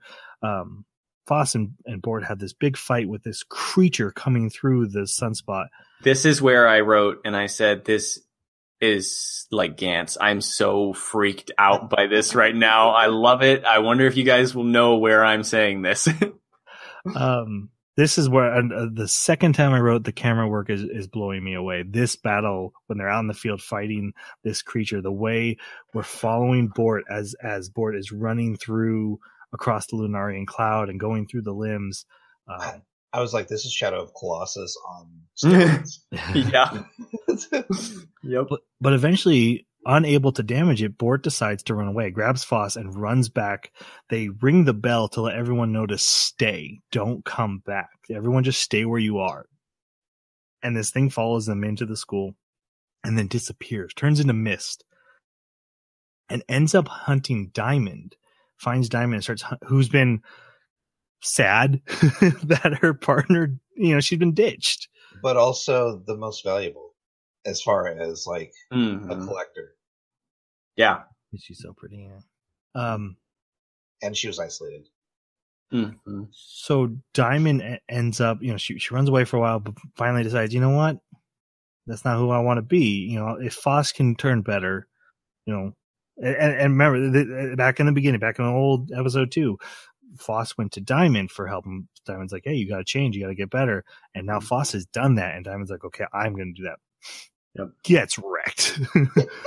Yep. And not in her fault. She does a really good job. Good for you, Diamond.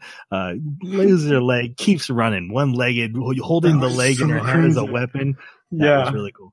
But loses all her limbs. And Bort shows up.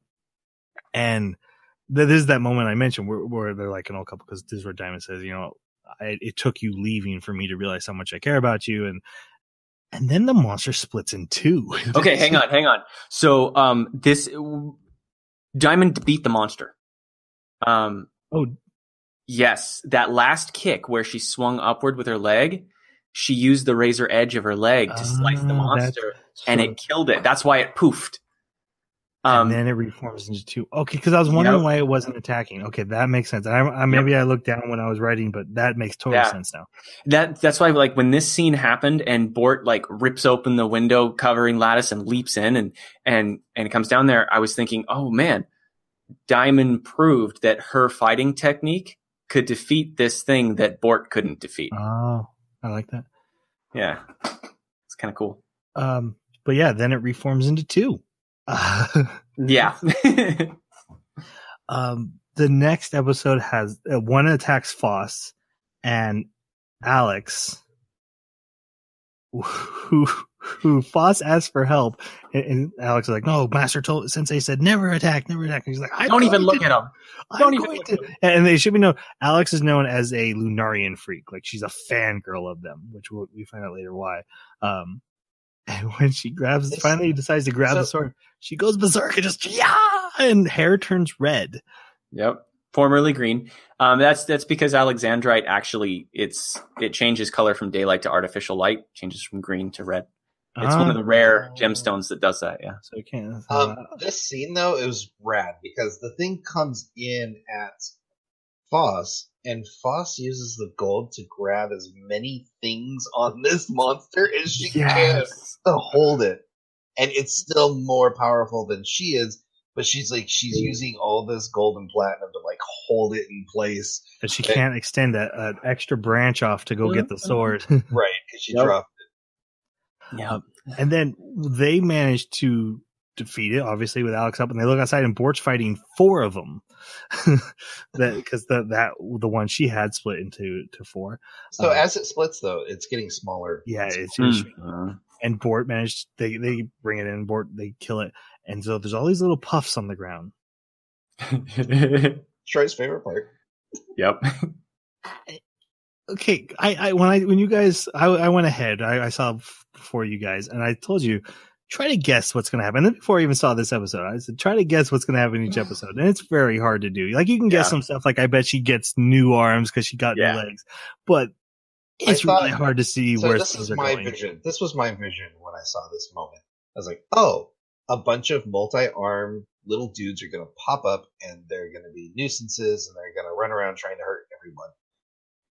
And instead, we get puppies. I thought they'd be explosives. I never thought puppies. Right? They turn into puppies.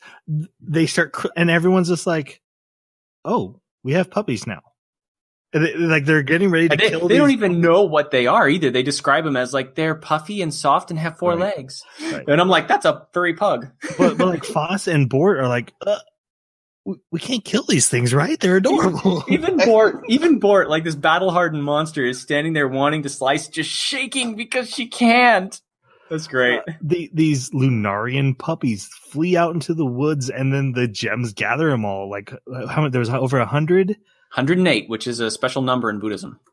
Oh, that's interesting. So, yeah, they collect these puppies. They throw them in this little bin. I ran around my house. Guys, there's puppies in the anime. And my phone's like, where'd the puppies come from? That was a monster. The moon. I'm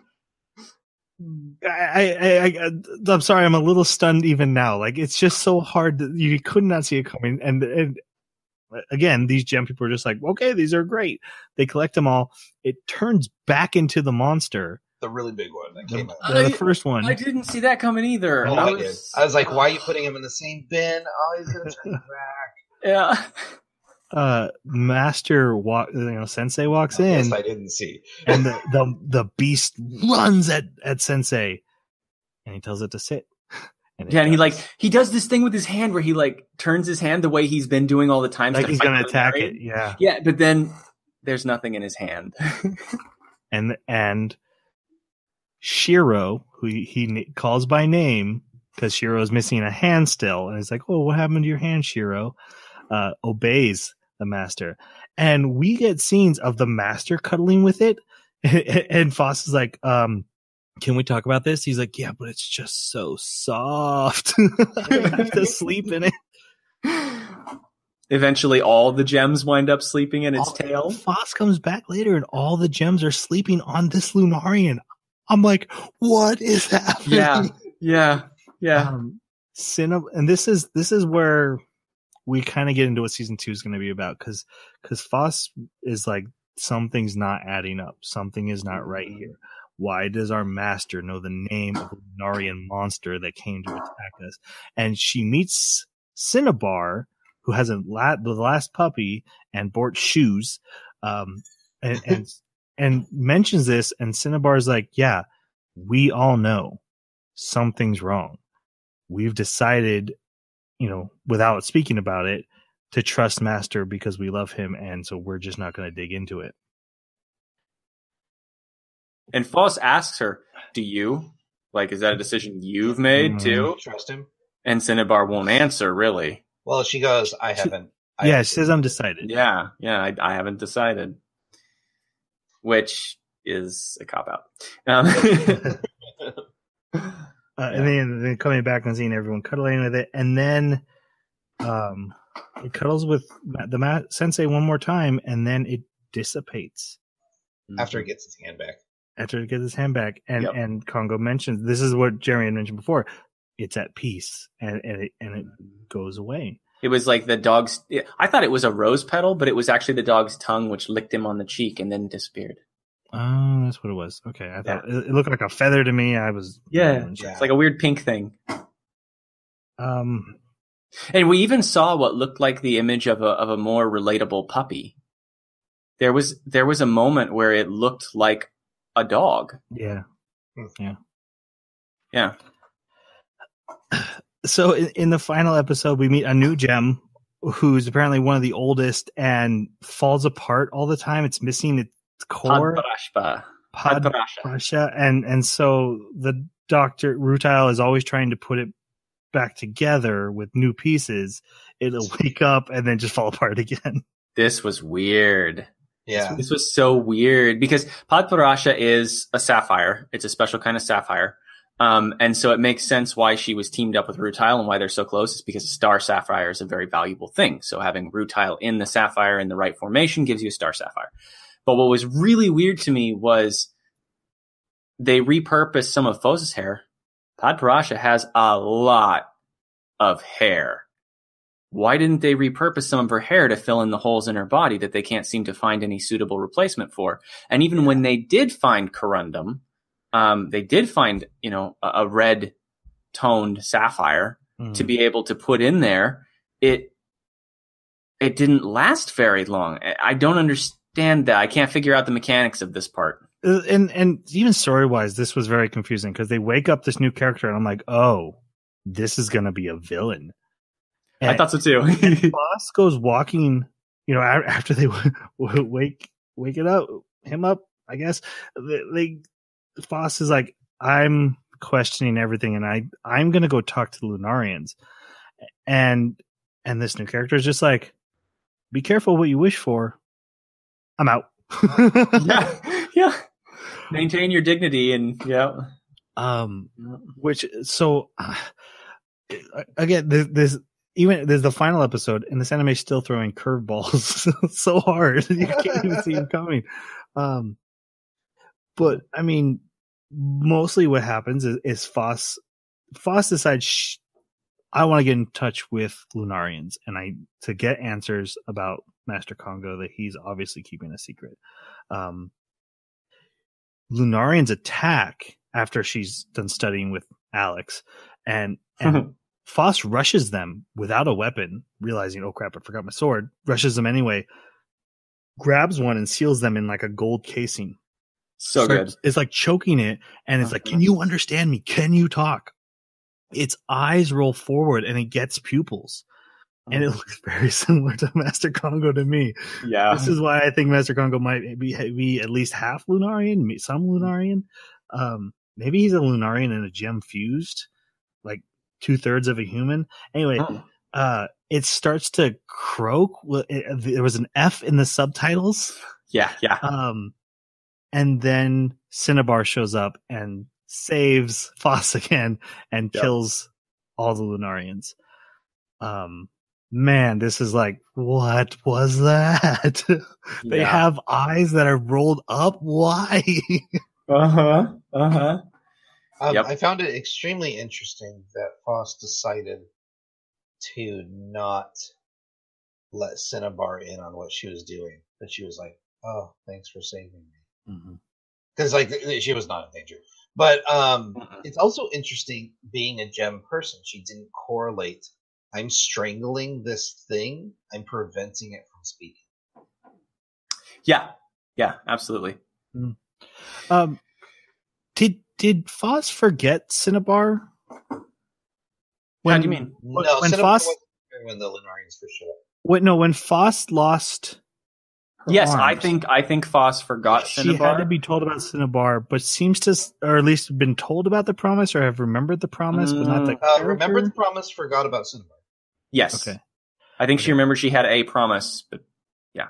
The reason I bring this up is because that's how this episode ends. Foss goes to Cinnabar and is like, "Hey, I found you a job," and Cinnabar gets pissed. You said a better job first, and you aren't saying a better job now. He's like, "Yeah, this is definitely not better. You're going to help me learn the truth." Yeah, and basically, there's. Are you going to stop at learning the truth? Can you go farther? Can you do something with the truth? But in the end, Cinnabar agrees. And honestly, so when you read the description of this anime, like if you go to my anime list or something, it sounds like Foss and Cinnabar team up and go on a wild adventure to make an encyclopedia. Cinnabar has been sitting in that cave the whole anime, except for the few times we mentioned him appearing. So now I'm like, wait, are they actually going to team up? But that's where we're left. And it's really interesting that the final moment of this anime is Master Congo calling Foss to his office, which is how this anime started. Which actually really pissed me off. Right. I knew it would. When that happened, I was like, oh, Jason's going to hate this. There's no bow on this. Oh. There's not a bow. And also, personally, I don't feel it's a good enough cliffhanger. Like, it's not. I think they sold me for the cliffhanger just because there's been enough mystery. There's been enough ingenious, surprising twists where, like, just even having Foss take it into her own hands to leap up there and catch that Lunarian and create the bubble of gold platinum around them and everything.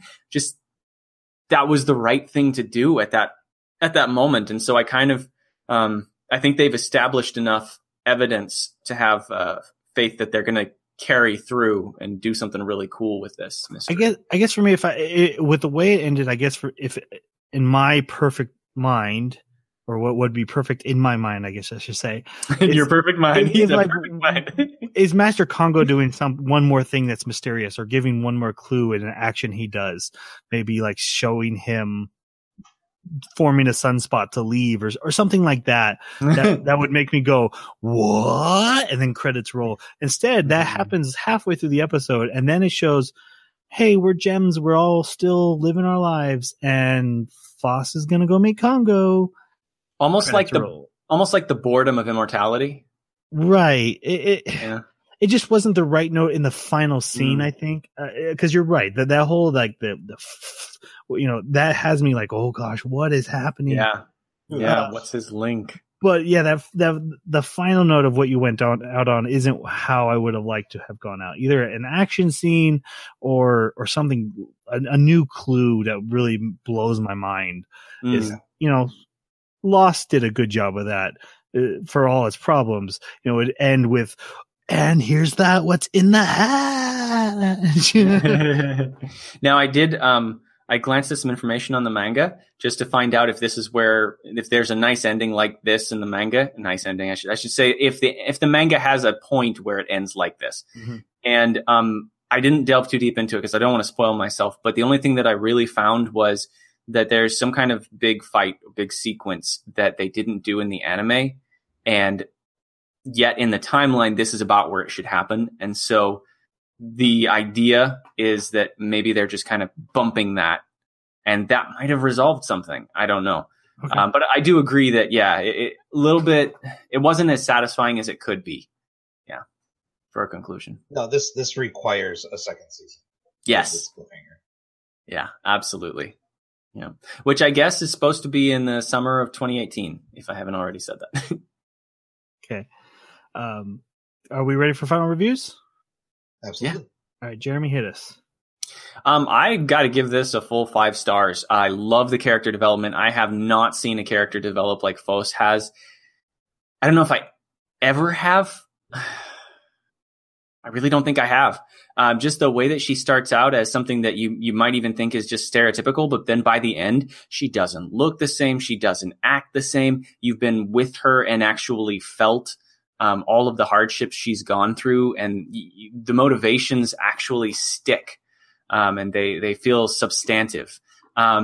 Also, it's geology. I love it. So yeah, definitely 5 out of 5. There's so many other good things, but we could go on all night. I don't want to take more than I need to. Okay. Jason? I actually need to agree with Jeremy here. I'm going to give this a 5. It's a must watch. It's in my must watch list. Just because it's the thing that you hammer on every time we talk about the difference between media. Anime is showing us something I don't think any other media could successfully pull off. Right.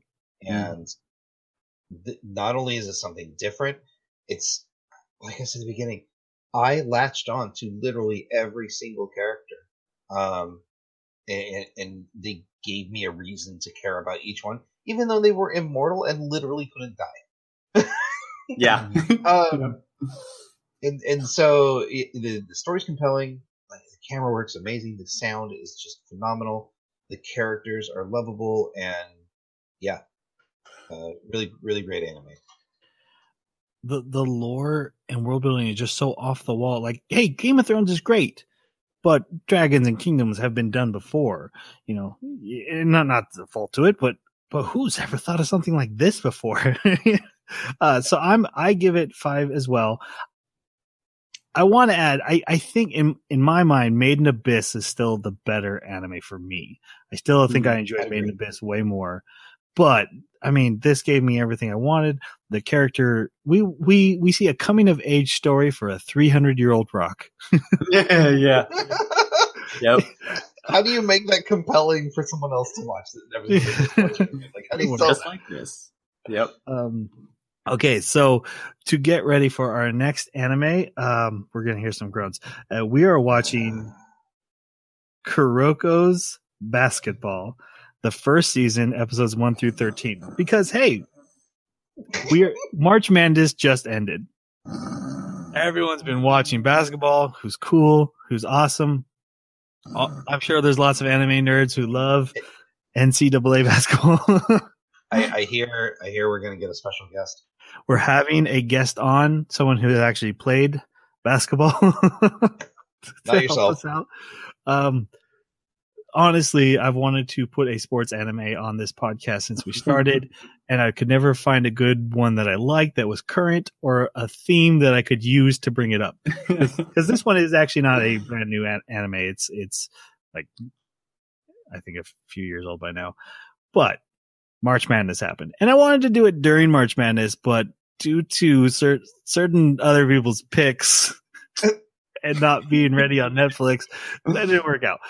So we're doing it at the end of March Madness, and we're going to do a basketball anime, Kuroko's Basketball. We're only doing the first 13 episodes, which is only half of the first season. I just want to get a taste of what sports anime feels like. This has a high rate, review count, so we'll see if what it is. It might be awful. It might be great. We'll find out. And like I said, we're having a sport guy to help us out with it. And then, of course, our next minisode will be a Ghost Stories live reaction episode. So look forward to that. If you have thoughts or comments on the anime that we watched or anything else we ever talk about, you can reach us on our Twitter at Baka Podcast, our email, theanimebakaclub@gmail.com, or leave a comment wherever you found this podcast, and we will get back to you. Thank you guys so much for listening. And with that, I think we should say goodbye. Thanks for listening. See you next time. Sayonara.